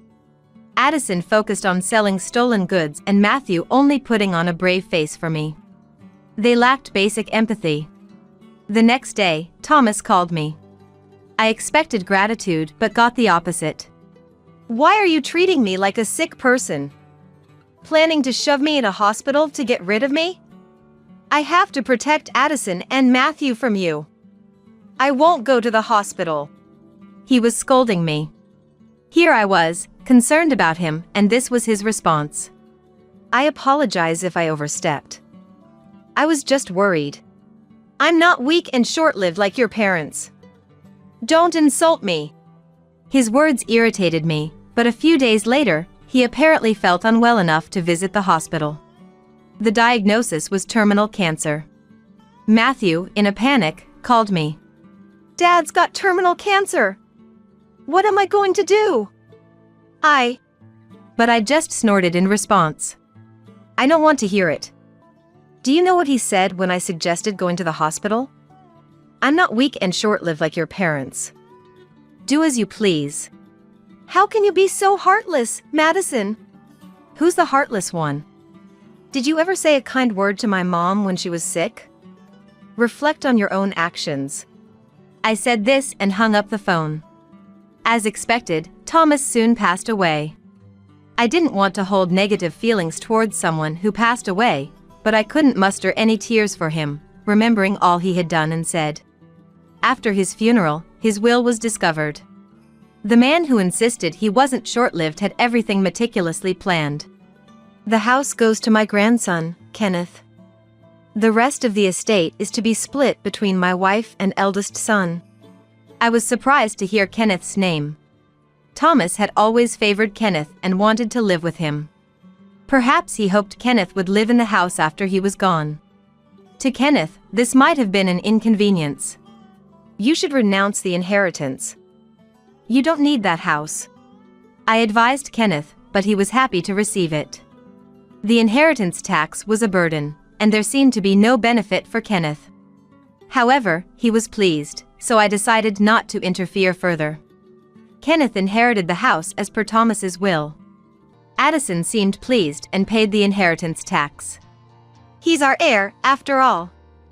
It's only natural," she said. Well, that's not incorrect. I was a bit downcast, feeling like I had lost Kenneth, but then something unbelievable happened. "Come to our place." I received this message from Matthew and immediately went to the in-laws' house. There, like me once, stood Addison and Matthew, stunned in front of the house. In front of me, on the grounds of the in-laws' house, there was a truck with Matthew's name on it, along with employees. And there, right before my eyes, the in-laws' house was being demolished. "What's happening?" "It's my house. I can do whatever I want with it, right?" Kenneth, appearing out of nowhere, watched the demolition of the family home with satisfaction. "Kenneth, what are you doing? Stop this right now." "Even if I stop them now, it's not like anyone can live here anymore." "Kenneth, what have you done?" Addison and Matthew pleaded with Kenneth. But he just laughed. "Have you forgotten what Grandpa and Dad did to Mom?" "Kenneth." "Grandma, did you apologize for what you did to Mom?" Kenneth's smile vanished, replaced by a piercing glare at Addison and Matthew. The two of them sank to their knees. The heavy machinery continued to noisily dismantle the in-laws' house. I finally felt a sense of relief.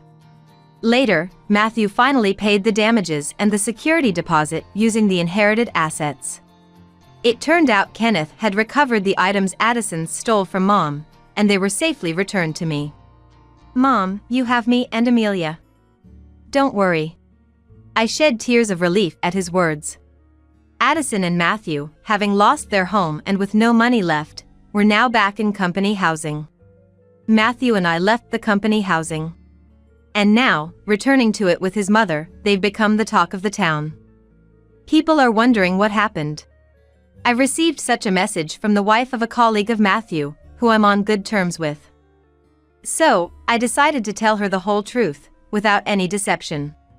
The two of them will probably feel awkward from now on, but it's their own responsibility. Furthermore, after Matthew's resignation, the two, having lost their place to live, are now forced to economize in preparation for their new home. Occasionally, I'm considering asking my friends about how the two are faring, just for some conversation.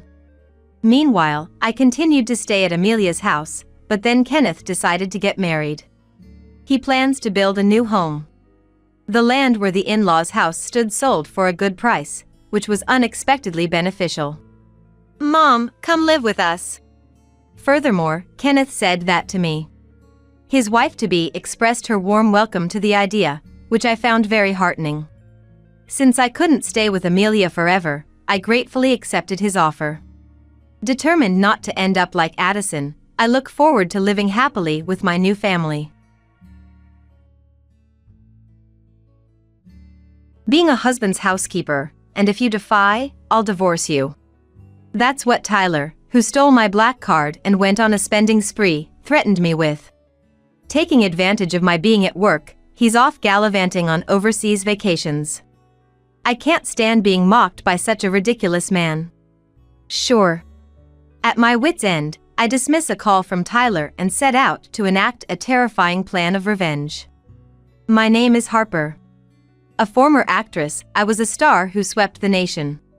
Having appeared in international dramas, I was once reported overseas as captivating men around the world. My popularity back then was extraordinary. My retirement from the entertainment world came about when I married Tyler, my then manager. He was my rock, skillfully supporting me as I tirelessly traveled the globe. He took care of everything, from my health to my personal life. Even after leaving showbiz, he's been a great help with the business I'm currently handling. Now, we collaborate and run a company related to apparel.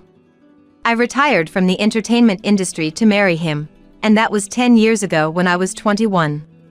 At the height of my fame, my retirement announcement had the media swarming my house daily. Even fanatical fans showed up. Every day, I received letters begging me not to quit, and my departure even caused a societal stir. Rumors and various media coverage abounded, but Tyler and I, oblivious to public opinion, married at the peak of our happiness. Everyone around me supported this decision.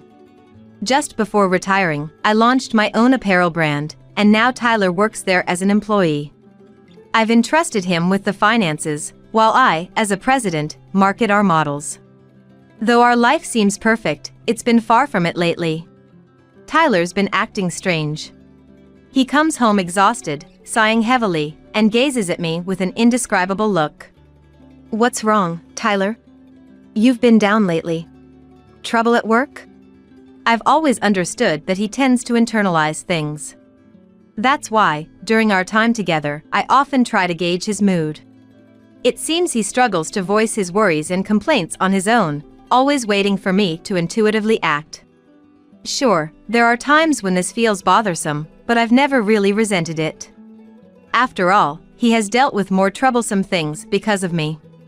Gratitude, I suppose, has always outweighed any annoyance. I'm tired of always being the sidekick, always following your orders. His words, so unlike the expected work-related complaints, shook me. "What's this all of a sudden? You've never mentioned this before." He often deliberately spoke in a way that hurt me. He starts saying these things when his work gets busy. Since he's always so firm at work, I guess he doesn't have a place to vent. I remember venting to him numerous times when I was an actress. So, I understand how he feels. But still, being confronted with such unexpected words, my voice trembled with disturbance. I've been holding back. You are busy, and I'm the one being taken care of, if you think about it. He earns decently, but after all, he's just an employee at my company. I'm the higher earner. I never thought income mattered in our marriage, so his words were a shock to me. Even when you come home, it's all about work. You hardly pay any attention to me. When we go shopping together, you buy whatever you want without a second thought. How do you think I feel watching that? I'm actually quite patient. Why can't you be more considerate? He, pouting like a spoiled child, looked at me with dissatisfaction. Honestly, his words irritated me. Our household mostly runs on my income. I told him he could do whatever he wanted with his salary. It's my way of thanking him for all the trouble he's gone through for me. There were times when we were poor, and he supported and provided for me. I thought I was repaying him for all his sacrifices, even until the day I retired, by letting him use his time as he pleased. It's heartbreaking to hear such ungrateful words from him. The clothes and accessories I buy during our shopping trips are from money I saved. If anything, I'm the one who's been holding back. These thoughts flash through my mind, and anger starts to build within me.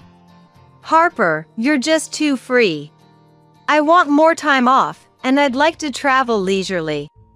The job at the company pays well but leaves no time.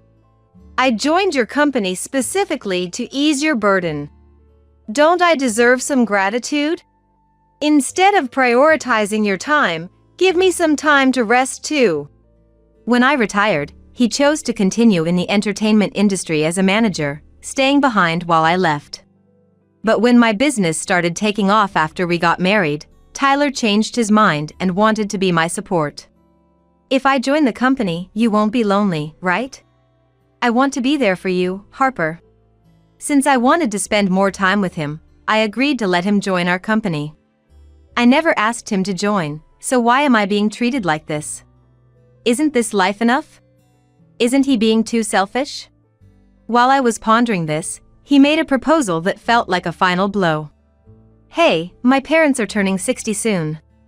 Can I take some time off for their celebration? That's all I ask. No more demands from me, but I'll need 2 weeks off. I want to take them on an overseas trip. They've never been to Mexico, and I want to show them the delicious food and beautiful sights there. I was taken aback by his unexpected request and felt a sense of discomfort. A 2-week vacation could be easily taken by using paid leave. Our company is known for its easy vacation policies. There's no reason for such a confrontational approach unless something else is going on. Despite this, the fact that he would come to me directly with such a hostile attitude for negotiation struck me as odd. I thought so, but it was just a hunch. There was nothing concrete to prove this uneasy feeling. While suppressing my irritation, I calmly responded, "That's fine, but I can't join you this year. There's an important fashion show for our models and the Paris collection needs preparation. Can you ask if next year works? I'll adjust my schedule then." As his wife, I can't miss my parents-in-law's 60th birthday celebration. But this year, our company has 2 major events, and I can't afford the time to travel. I suggested postponing, but he refused with a smile. "That's fine. I'll just go with my family. I want to spend some time with them. As the accountant, my absence won't disrupt the work too much." His reference to family pained me, as if implying I'm an obstacle. "So, how about it? I deserve some free time too, right?" He has always been someone who speaks without malice, often impulsively. His honesty and straightforwardness are some of his good traits, but sometimes he speaks too hastily. No one is perfect, and I chose him as my partner, flaws included, but this way of speaking is just too much. Even if he doesn't intend it, why do I have to be spoken to like this? Doesn't he care about me at all? Harper? Are you listening to me? Despite this, I've always received great care from my parents-in-law. I can't often visit their house due to work, but when I do, they treat me like their own daughter, always praising my work. I'm so happy to have such a proud daughter. Samantha, my mother-in-law, expressed joy since I married, and Cody, my father-in-law, also celebrated our marriage with happiness. It's their birthday celebration, after all. I understand his desire to celebrate it this year. But how can I respond positively after being spoken to in such a manner? "It's no problem. Take 1 or 2 weeks, whatever you prefer." Unable to bear his harsh words, I let my anger show. This must have been the turning point for Tyler. He stood up, irritated, and left the living room without a word. We have separate bedrooms due to our work schedules. From that day until his departure for the trip, we didn't see each other at all. Is that really true? Isn't Tyler being too harsh? Mia, my secretary, noticed something was off on the day Tyler left for his trip and pressed me for details. Mia is truly a talented individual and has been a support since I started running the company. As women, we often share the same opinions, and I trust her perhaps even more than Tyler. She's adept at sensing my moods and quick to assist when I'm down or about to make a mistake. I dote on Mia like family. She looks up to me like a sister, and I often consult with her. Her candid advice is always helpful. And now, noticing my unusual demeanor, she expressed her concern. I hesitated at first to tell her everything, but if I continued working like this, it could affect my performance. I decided to confide in her about everything that had happened up to today. She furrowed her brow in anger as I spoke. If I were his wife, I'd have spoken up firmly. I've always thought this, but Harper, you're too lenient with him. I understand you love him, but you shouldn't let yourself be taken for granted. Her straightforward reasoning felt like a blow to my heart. In a world where everyone hesitates to speak their mind to me, Shay's the only one who treats me as an equal. This refreshing and comforting feeling is precious to me. As one's position rises, people tend to become more humble and reserved. Having someone like her who confronts me head-on is truly invaluable. You're right. What should I do? Can't you call Tyler? Maybe try talking to him after work today? There's no need to be considerate about disturbing his trip. If this continues, it could lead to a divorce crisis. Do you understand? Her sisterly advice left me with no response but to agree. Since work ended early that day, following her suggestion, I decided to call him immediately. He was in Mexico. The time difference wasn't significant, and he should be resting in his room after dinner. I had texted him earlier to let him know I needed to talk, so he should be expecting the call. Expecting no issues, I called, but he didn't answer. Maybe he's still enjoying his time with everyone? I'll try calling again later. I tried calling every 30 minutes, but still no answer. Worried, I contacted Samantha to inquire about Tyler's well-being. Hello, Harper. Sorry we went on this trip just with our family. Cody and I told Tyler we'd prefer if you were with us, but he insisted. Samantha used to be strict and education-focused, as Tyler once told me. But now, she's kind and always concerned about my busy life, offering comforting words. No, I'm sorry I couldn't make it this year due to our company's busy schedule. Next year, I'll make time for a proper celebration. Oh, don't worry about it. Just the fact that you're giving us such a wonderful trip is more than enough. Samantha's kind words with a smile made me feel uneasy. A trip is a gift? Hearing a word that was unfamiliar to me, I asked Samantha to clarify. She seemed surprised by my question and explained the situation with a tone of shock.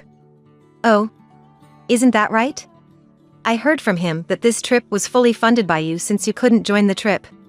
Wait, what? I screamed out loud, completely unaware of this story.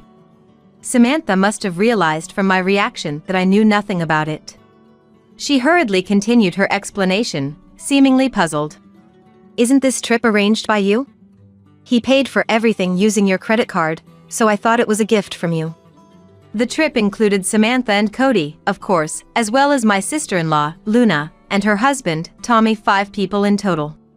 Even a conservative estimate for flight costs alone would be around $300 per person. With other expenses included, the total would easily surpass $1,500. Using such a significant amount of money without consultation was completely out of line. Especially since I've been managing our living expenses. He doesn't gamble, his salary should be entirely at his disposal. He should have more than enough income to cover such costs himself. Yet here we are. With him not answering my calls, my emotions were filling with anger. Samantha, sensing my distress, spoke with concern. Harper, are you okay? We'll repay the full amount later. Tyler wanted to cover all the travel expenses, which felt odd to us. Cody and I were planning to visit you later, since we haven't seen you in a while. This trip might have been orchestrated under unbelievable circumstances. Samantha thought, and with a tone of concern, she spoke to me considerately. You are not at fault. Please use that money for your enjoyment, as it's also a celebration for you. I'll make sure Tyler takes care of the bill. Could you tell me more about how this trip was planned? I wondered what he was up to, not answering my calls. This trip must have been meticulously planned months in advance. He was using me, capitalizing on my ignorance. Such thoughts began to emerge at that moment. Then, as I heard more from Samantha, I learned a shocking truth. The trip was initially proposed by Luna and Tommy. Incredibly, it wasn't Tyler who suggested this, but Luna and Tommy, who always nitpicked at me. Tommy, an executive at a rival company. Tommy, looking down on me for being a female CEO and considering our companies our rivals, always seemed displeased when we met. Luna, always full of pride, had a grip on Tyler even before our marriage, and he couldn't stand up to her. It seems they didn't like him showing me any affection. It seems they disliked the affection Tyler showed towards me. Even though they conveniently used him themselves, they couldn't stand him being even slightly nice to me. Both Luna and Tommy, always competitive, disliked me, and I tried to keep my distance from them. However, they targeted me and persuaded Tyler to plan this trip. It's likely that his aggressive confrontation with me that day was instigated by Luna and Tommy. They probably wanted him to create a situation where I would be the unwanted one, as they thought they couldn't enjoy themselves with me around. They chose a day when they could make me an outcast and brought Tyler along to provide the funds. I'm so sorry, I didn't know anything about this. Tyler told us not to contact you directly because you were busy. Samantha apologized. If Samantha, Cody, and I, unaware of the plan, had communicated, the plan would have been exposed, potentially straining my relationship with Tyler.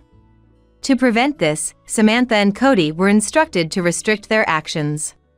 To prevent any disruption of their plan, it was necessary to impose certain restrictions on Samantha and Cody beforehand. For them, unaware of how busy my work schedule was, Tyler's advice was taken as an absolute directive. They adhered strictly to his words, deciding to thank me only after they returned from the trip. Harper, did you give Tyler a credit card or something? He was making payments with a black card I've never seen before. What? Samantha's frantic behavior suggested that Cody was also listening and had a question for me. The moment Cody mentioned the black card, I hastily checked the contents of my safe. The black card he referred to was the important credit card used for company expenses. Only Tyler and I, who knew the safe's password, could access it. I had trusted him enough not to suspect him of stealing, but the credit card that should have been in the safe was missing, revealing that he had been secretly embezzling company funds. As the accountant, he could freely manipulate the records. He had exploited his position, misusing company funds for personal gain. Realizing this fact, my anger reached its peak, and I shared the story with Samantha and Cody. Both of them were shocked to learn this astonishing fact. They must have been dumbfounded. Falling silent as if they had lost their words, Samantha seemed to be panicking in a flustered manner. What should we do? Are we complicit in this embezzlement? We'll return to the US immediately with Tyler. Even though we didn't know, we're still complicit. We'll accept our punishment when we get back.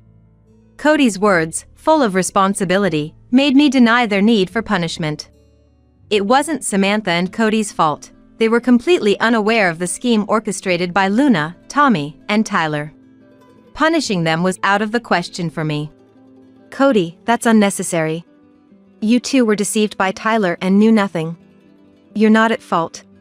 But I can't let them get away with this. Can you help me with something I'm planning? Sure. I've been ignoring what Tyler has been doing all this time, and that was my mistake. He's been making a fool of me, thinking an apology would suffice if he got caught. This isn't just a marital issue, it's a company issue. I need to teach him a lesson. All right. We'll help with anything we can. With this, I laid out a revenge plan to them. I was surprised at my own capacity for such a scheme, but my affection for Tyler had clearly ended. Filled with hatred and anger, I revealed my terrifying plan, initially bewildering Samantha and Cody. However, realizing their responsibility as parents, they made a decision. They agreed to my plan, choosing to be my allies in this matter. During this discussion, Tyler unexpectedly called me. I ended the call with Samantha and Cody to answer his call. What's up? Having a family trip and still wanting to talk about something important? His sarcastic words only increased my irritation. You took your time to call. What were you doing? Just having some drinks at a bar with Mom and the others. This confirmed his lie. I had just been on the phone with Samantha and Cody, and there was no noisy bar in the background. Moreover, there was no reason for them to lie to me. Likely, Tyler was out drinking with Luna and Tommy. His words, so dismissive of our time and relationship, confirmed my feelings had completely cooled. Oh, is that so? By the way, Tyler, you haven't been doing anything with the company's expenses, have you? He was clearly startled by my sudden question. What's this all of a sudden? His tone, usually light and cheerful, turned serious, unlike anything I had heard from him before. Was this his true nature? His change in tone, seeing me as an adversary, prompted me to respond firmly. I was just wondering, considering an audit is coming up soon for the company. You're suspecting me? His defensive response to a simple question indicated his guilt. His poor reply made me laugh involuntarily. What's the matter? I was just worried and asked, and now you think I'm suspecting you. Did you do something wrong? Nothing like that. But hey, when I get back home, the house isn't going to be a mess, is it? Suddenly changing his demeanor and trying to switch the topic, his actions became even more suspicious. Why couldn't he realize that such behavior only made him more suspect? I was almost impressed by his lack of intelligence. What do you think? I'm busy with work, too. Stop it. I hate the idea of coming back to a dirty house with bugs and stuff, you know? A wife is her husband's housekeeper, and if you defy, I'll divorce you. Even the executive director often threatens his wife with that. I might have to do the same. You wouldn't like that, right? So, keep the house clean. I had never seen he and the executive director being friendly. What he was saying now was probably his true feelings. But, perhaps aware of his weaker position, he used someone else as a shield, making me sigh in exasperation at his patheticness. Sure, I'll be careful. There was no need to continue the conversation with him. He was completely underestimating me. Using company funds and embezzling. I could have him arrested for embezzlement. I won't show mercy, even to my husband. But that alone wouldn't satisfy me. After hanging up with him, I immediately made a call to a certain place. The next day, as I was busy preparing for a fashion show, I received several calls. Of course, it was Tyler. I noticed his calls late at night, while I was out for a certain reason. Fortunately, Mia was with me, so she drove while I answered his call. You're late. What have you been doing? His rough tone, heard through the speakerphone, surprised both Mia and me. Just work, what else? Harper, did you do something yesterday? Something? What do you mean? Don't play dumb. Tell me the truth. What did you do? Tyler was in total panic, and in the background, I could hear several Mexican men confronting Luna, Tommy, and Tyler. It sounds noisy. What's happening? It's nothing. He suddenly became flustered after shouting. Realizing he'd be at a disadvantage if he spoke out, he struggled to find the right words. His behavior was so bizarre that I decided to explain the situation to him. It was time for him to taste true despair. Too bad. You were supposed to be enjoying a lavish time in Mexico, but now you've woken up from that dream overnight, right? But it's your own fault for misusing someone else's money. Did you do something, Harper? While he was reacting strangely, I explained what I had done the previous day. I contacted the president of the credit card company I had a contract with. Despite the late hour, the president, always grateful for my patronage, agreed to suspend the company's credit card early in the morning. If a credit card is misused, the company doesn't have to pay the shop, so the shop bears the full loss. However, this time, since the payment was supposed to be made in full at the hotel checkout, Tyler, unable to use the stopped card, was now stranded and being questioned at the hotel reception. Tyler, Mom and Dad have already checked out. The cab they reserved took them away, so there's no one to pick you up. Luna, cornered, desperately asked Tyler what to do. Hearing this, he became even more panicked and turned his anger towards me. Doing such a thing, you think you can get away with it? Are you okay with us getting divorced? Please do. In fact, I prefer a divorce from a husband who embezzles company funds. I've already spoken to the lawyer, and will proceed with the divorce proceedings. He, flustered by my unshaken demeanor, realized his mistake. I've been silent about everything you have done so far. There was truth in him supporting my work, and I was grateful to him. But I've reached my limit. But, realizing his dire situation, he pathetically acknowledged my fury. The reception, relentlessly demanding payment, showed no mercy. He, relying on an interpreter, couldn't speak Spanish at all. Listening to this, I had an idea and suggested to him to pass the phone to them. Nobody there speaks Spanish, right? Can you let me talk to them? I'll explain for you. Will you help me? I'm glad to switch. Thinking that I had changed my mind after his apparent regret, he quickly handed his mobile phone to the hotel reception. I explained the situation to the reception in Spanish, and they quickly understood. To ease any concerns, I got their contact information, which Mia noted down. They happily agreed to cooperate with my deal. After talking to me, they returned the phone to Tyler. What happened? Did you sort it out? Yes, I took care of it. Now it's up to you guys to manage. Really? You're a lifesaver, Harper. I love you. With that, he was called back to the reception. Unaware of our conversation, he ended the call and followed them. Are you okay? This might turn into a big problem. Just perfect. It's the right kind of hell for them. An hour later, as expected, Tyler called many times. When I answered, he was in a pathetic state. What's going on, Harper?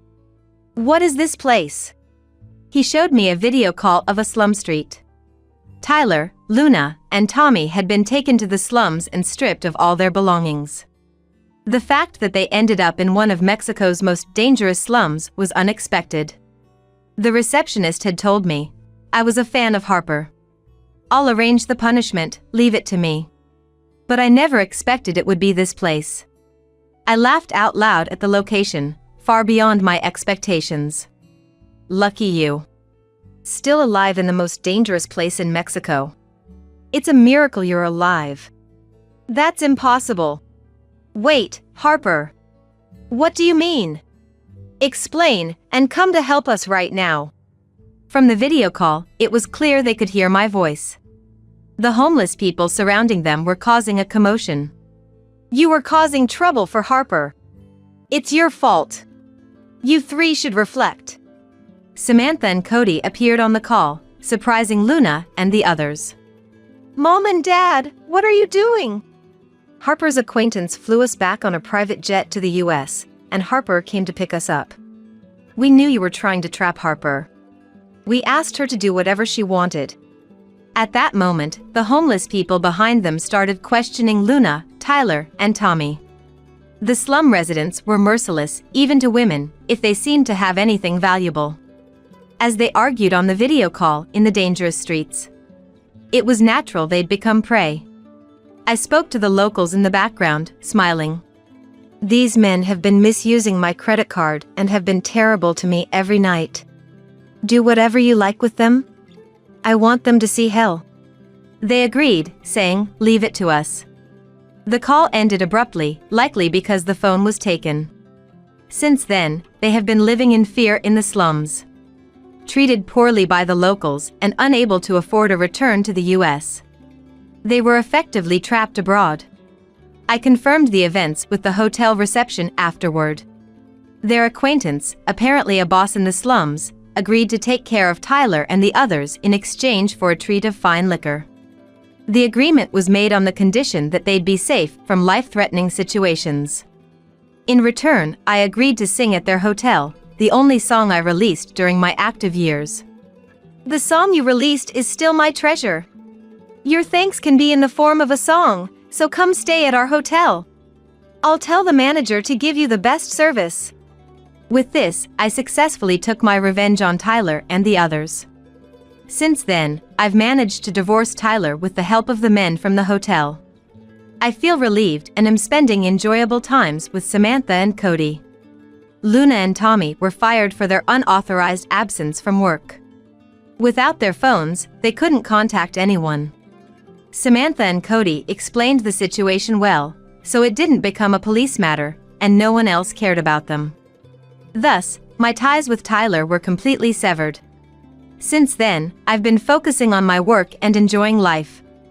Occasionally, I call the hotel reception to check on Tyler and the others, who are still living in a hellish environment. I feel no pity for them, despite the severity of their punishment. I only asked to spare their lives and now enjoy my own life to the fullest. Dropping out and living off a pension, isn't that just like a dead weight who doesn't understand the struggles of the young? Caught in a fire and still not a bit spirited. Really, society's dead weight lives the longest, huh? Tiana, my eldest son's wife, said this laughing, without a hint of malice. It was the last straw for me. Don't think getting disowned is the end of it. Divine retribution will come one day. Just you wait. My name is Violet, I'm 75. When did it start? The words I mutter when I get moving became, here we go. Ouch. Sometimes, I say them even when I'm not in pain. Back when my body issues were fewer than now, and I had just turned 60. A shocking piece of news landed between my recently retired husband, Cody, and me. Our eldest son, Ethan, not particularly bright and with kindness as his only trait, was getting married. Ethan wanted a family meeting, and Cody and I joyfully agreed. Who could have chosen our unremarkable Ethan? On the day of the meeting, Tiana, a well-dressed woman, appeared at our house. Not especially beautiful or flashy, but her behavior was elegant and refined, perhaps due to good upbringing, leaving Cody and me speechless. "You didn't just bring some secretary pretending to be your girlfriend, did you?" I couldn't help but ask Ethan. But as we listened to them, her background became clear. She was the daughter of a chain of Italian restaurants. With 2 older brothers, she wasn't expected to take over the family business. But if something happened to her brothers, Ethan might have to step in. I wondered if Ethan could handle such a responsibility, but the warm atmosphere between him and Tiana made it seem possible. They were more in love than I imagined. We approved their marriage, and they wed. Everything seemed perfect. Then one day, Tiana called.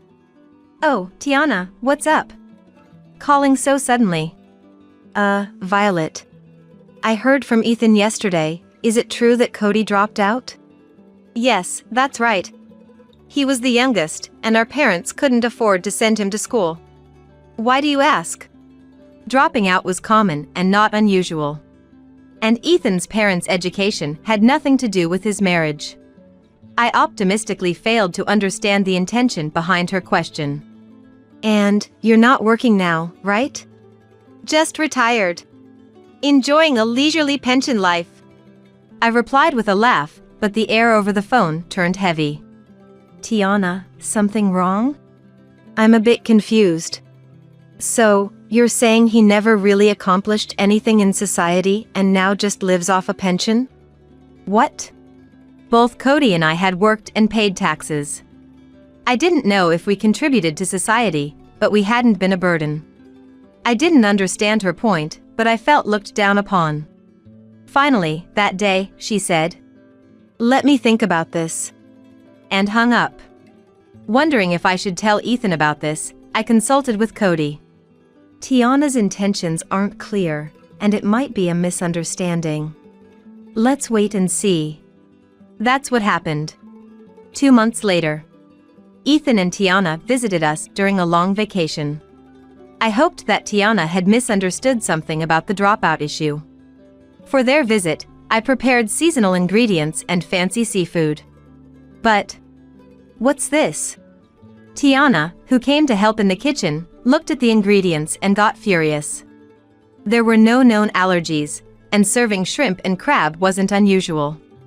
I had no idea why she was so angry. "Who decided to have a meal like this?" "Well, it was Cody. He did it because you guys were coming over. He is on a pension, right? Living comfortably off the big taxes we worked hard to pay. Please don't indulge in luxuries like everyone else." "Hey! That's no way to talk. We don't even indulge in luxuries normally, and we've been paying into our pension all this time. That's the problem with you people. You benefit from everything, from healthcare to pensions, while young people like us work hard, knowing our future pensions will be almost non-existent. If you have money for luxuries, donate it to the younger generation." While I stood there dumbfounded, she sighed again. "In my family, my parents and brothers all went to college, studied hard, and provide dedicated service to society and our customers every day. And they earn well, of course. Cody, he worked in a factory, right? Didn't study much and settled for low wages, just moving his body around, and his future was secured. How nice. We work hard but never feel it's enough for our efforts." I couldn't tell if we were indeed better off than Tiana's family unless I compared our incomes. But, regardless, it wasn't fair for her to say all this. Does she even understand how the pension system works? I wondered. If you have so many complaints, then leave.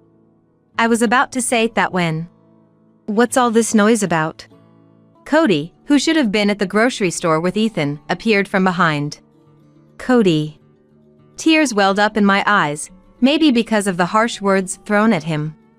He had always worked hard for our family. He even gave up school for us. He's a respectable man who's been working tirelessly for us. He doesn't deserve to be looked down on like this. Cody, can you please stop living so luxuriously? Huh? With a haughty attitude and arms crossed, Tiana glared at him. This woman, she's still mocking Cody. If you're living off a pension, please lead a modest life or save for your demise. We don't want our hard-earned money going to people like you. Tiana, what's wrong? I'm not living luxuriously or anything. No. Just preparing all these fine ingredients is a nuisance. We can afford this with our own money. It's not like they're high-end ingredients. I just thought it'd be nice for today. If you're feeling uncomfortable. That's not it. It makes me sick that people like you, who never studied properly and just continued a fool's job, live off pensions and eat like this. I thought to myself, factory work varies, and without people manufacturing, you wouldn't have the car you came in. But I stayed silent. Nothing I said would get through to her. But Cody reacted differently. I tried to be understanding because you're Ethan's wife, but this is too much. I paled, realizing he was angry. He rarely gets angry, maybe once in every 8 years, more rarely than the Olympics. If he exploded now, Tiana would be in trouble. That's when it happened. From the back room, I heard an explosion and the sound of something collapsing. Dad, Mom, Tiana. There's a fire in the back. Get out quick. Guided by Ethan, who rushed and drenched with water, we managed to escape the house without harm. Exhausted, we all watched our home engulfed in flames. It's good that everyone's safe, Ethan muttered. Yes, I replied. It seemed like an electrical fault in the neighbor's house had caused the fire, which spread to ours. Almost everything except the second floor was burned, and the house was unlivable. What a long vacation this turned out to be. What do we do now? Cody mused. Yes. Watching us, Tiana said. We're not going to take care of you. We, who had not even thought of asking for such a thing, exchanged glances in surprise. What is this kid talking about? When times like this come, isn't it like this? You old folks living on pensions don't have money, so you say, you're the eldest son, so you should take us in, right? I read it on the internet. You wouldn't say something like that, would you, Cody? Of course not. I wouldn't bother Tiana or Ethan with such things. Cody, calmed by the fire and now exhausted, nodded. Ethan watched our exchange with a solemn expression. I was afraid to ask what he thought. Just so you know, don't try to get closer to us just because our house burned down. Tiana, what's gotten into you? We never said we'd do anything like that. Cody continued. That's right. He agreed with my words. It seemed like the anger was flaring up again. People with no brains can't imagine what others might think. After all, how can you, living on pensions, rebuild your lives with no education? Tiana laughed mockingly. I couldn't deny it. I wasn't sure about the cost of house repairs, and how much would the fire insurance cover. I had just heard that if it's a fire spread from somewhere else, suing the responsible party isn't an option. Beyond education, there aren't many places a 60-year-old can work. Violet, you're just a high school graduate, but dropout Cody will just be a burden to you. Tiana said this with a smile, seemingly without any malice. Anger welled up inside me. You're still lively despite being caught in a fire. Society's burdens live the longest. Before Cody could grab Tiana by the collar in response to her words, my slap should have exploded. But my slap didn't hit Tiana, it struck Ethan's left cheek. Ethan! Why are you defending her? You're making a mockery of Dad. Cody restrained me as I cried out, and Ethan stepped forward as if to shield Tiana. I'm sorry, Ethan muttered, looking down. Does marrying mean your wife is more important? Are we, your family, nothing to you? It's not like that. But I love her too, so whether she's wrong or right, I can't choose. My dear Ethan, whose only good trait was his kindness, had become merely indecisive. I had carried and raised Ethan with care. I understood his feelings. I would have liked to support his kind heart if possible. But I just couldn't get along with Tiana anymore. That's enough. Dad and I will cut ties with her. We won't see you either. I couldn't bring myself to say cut ties with Ethan too. My weakness was apparent. I might be called pathetic, but I just couldn't bear to easily sever ties with Ethan. I never imagined spending the last years of my life like this. My body trembled, whether from fear, anxiety, or the excitement of my outburst. And so, my husband and I, and Ethan and his wife, started walking separate paths. 10 years later, after various circumstances, we were living with Cedric, our second son, and his wife. 2 days after the fire, when Cedric was supposed to visit, I contacted him. "Why don't you live with us?" He said it so casually, and we've been living together ever since. Cedric's wife, Caddy, had been unwell since giving birth and struggled with household chores. Then came our house fire. It goes without saying that Cedric's suggestion to live with us had an ulterior motive. But in exchange for doing household chores, living rent-free was a good deal for us. Even if the household chores meant playing with the grandchildren or cooking, being able to see them grow up every day was a reward for us. We shared household duties with Caddy, and we took over entirely when she felt unwell, so there was no inconvenience at all. Living with us might actually be easier for them than when it was just the two of us. I never really minded or felt dissatisfied, but Cody isn't much of a housekeeper. After cutting ties with Tiana and leaving our burnt house, I felt a daily happiness, as if the words disposal of unnecessary items, huge success, were floating in my head. Then, one day, after finishing dinner and about to serve cookies I made with my grandchildren, the doorbell rang. "Hello?" Caddy answered in her usual manner. "Help!" And from the monitor came a voice. Those grave words made us brace for some emergency. "Tiana?" Caddy looked bewildered, alternating glances between the monitor and us. "Eh? Tiana?" I couldn't believe it and looked at the monitor, where Ethan and his wife stood. "What are you doing here?" I couldn't help but ask.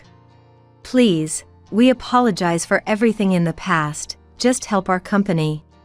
The sight of Ethan and his wife asking for help through the monitor caught even me off guard. Worried the neighbors might think oddly of Cedric's family, I hurriedly opened the door. "What's this all about? Why so sudden?" I asked. Behind me stood Cody, and a little further back, Cedric watched us with concern, protecting his children and Caddy. "Our family business is about to go bankrupt." "The family business, United Capital Holdings? You've expanded since your marriage, it should be fine, right?" Indeed, her family business had grown rapidly since their marriage, now a respectable corporation. I knew from the newspapers a few years back that Ethan had joined the management, following her grandfather's wish to keep it family-operated. But at this moment, I pretended not to know. Although I was fully aware of their imminent bankruptcy and its reasons. Of course. They had to come to our house, and I could barely suppress a laugh. No. I mustn't laugh. I can't divulge details, but expanding so much has backfired. Can you help us without asking anything? Let me guess, you hired manager candidates thinking anyone would be fine as long as they were college graduates, and they did whatever they wanted? I know all about it. Cody was the one who reacted to her words. Like me, he, who knew everything, couldn't completely hide his amusement. "So you knew, Mr. Gourmet Iron Man," Tiana said, looking dejected. "Since living here, Cedric often takes me out to eat. Starting a blog turned out to be popular, what a hassle." Cody laughed. Since moving in with Cedric and his family, Cody, who loved food, was frequently taken out to various restaurants by Cedric. He started reviewing the flavors on a blog, which became popular for its honest depiction of minor local eateries. Now, he even writes articles for magazines, introducing recommended gourmet maps. Gourmet Ironman was his pen name. His articles were so influential that celebrities often visited the restaurants he reviewed. Cody, once mocked as a dropout living on a pension, now earned his income solely through his talent for writing and popularity, regardless of his educational background. I saw you entering a restaurant I know and realized you are the Gourmet Ironman. Please, Cody, I apologize for the past, but can you feature our restaurant on your blog or in the media? Ethan added, I know it's too convenient, but I'm asking too. I had once cared deeply for Ethan, no doubt about it. But after 10 years without contact, their return now, trying to salvage only the good parts, made me feel nauseous beyond disgust. It's way too convenient. Even if you apologize, your mindset hasn't changed, has it? We're still living on pensions, you know? Can you still apologize despite that? Tiana responded to my words. I can apologize. She responded immediately. Your pride and beliefs are so flimsy. You insulted us over something so trivial that you can apologize so easily? That is. Isn't it because people like that are in management that the store's business is getting worse? Always about money, no passion in what they do. Say whatever you want to me. I'll take it as my punishment. But please, the article about our store. At that moment, well, that's a bit of a problem. Cody said. What? Exclaimed Tiana. Didn't your family also runs a Japanese restaurant called Sakura besides Italian place, Ruble D? Yes. And the ramen place, Ramen Master, right? Yes, but what does that have to do with anything? I knew about Ruble D since you got married, but I didn't know much about the managing company, so I ended up writing bad reviews for the other places too. Just the day before yesterday. What? She was frozen by Cody's revelation. The magazine asked me to write a critical piece on these places. They said they've been getting bad reviews lately and wanted to feature them. So I wrote exactly what I saw. I even spread rumors about the poor attitude of the managers, which I heard from another writer during my visit. The ramen place served bowls with fingers in them, and the Japanese place lacked cleanliness. Some dishes were served cold, as if they were frozen. Isn't that a bit much? I also heard about this from Cody, saying, I might have written something bad about Tiana's family. That's how I learned about her family situation. It was more of a disclosure of facts than bad-mouthing. What else was there? Cody muttered as Tiana started to tremble. Did you write about everything? It was my way of showing care. I thought it was unfair for customers to suffer losses. I've submitted the article today. Hearing about the submission, Tiana, who was clinging to Cody, and Ethan both collapsed weakly on the spot. You're kidding, right? She murmured. Education doesn't really matter in the end. If we take care of things one at a time, everyone gets equal results, and even small talents can grow with effort. Like Cody.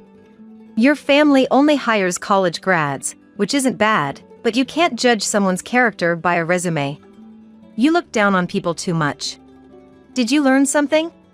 At my words, Tiana contorted her face and apologized. I'm sorry. She must have realized how shameful her behavior had been towards someone she had once cut ties with. She apologized and left. Ethan also said, I'm truly sorry for forgetting the kindness of those who raised me and for constantly choosing the wrong path. And with tears, he followed Tiana. I wished they had realized this sooner but didn't say it aloud. That's your path. Keep going. Even though we cut ties, a parent's heart remains. After Cody's article was published, it became a hot topic, and Tiana's family's store lost customers. Reports said they were using expired meat and mislabeling products. It became apparent they were a conglomerate of scandals and closed all stores within a year. Bankruptcy. From what I hear on internet forums, Ethan and Tiana divorced after that incident. Tiana struggles to find work outside the food industry and lives alone in a cheap apartment. Ethan was seen working part-time at a discount store near their old home. There were arguments heard from their home before the bankruptcy, and their marriage deteriorated as the business did. Both cut off ties, and though I can't confirm the truth, I hope Ethan learns what's truly right for him through these hardships. If we ever meet again, no, I'm still too angry. They should suffer and learn from society. As for me, I've recovered from an illness a few years ago and am now living happier and healthier, all thanks to the dedicated support of Cedric and his wife, and the joy of my grandchildren. And most of all, it's thanks to my precious husband who heals me. Caddy has grown much stronger and is now a powerful mom. Caddy says, "It's starting to look like you." That said, I was supposed to be ladylike. It's strange. I do see similarities in the way we scold our grandchildren or when I'm admonishing Cedric. It's strange how non-blood-related family members can resemble each other.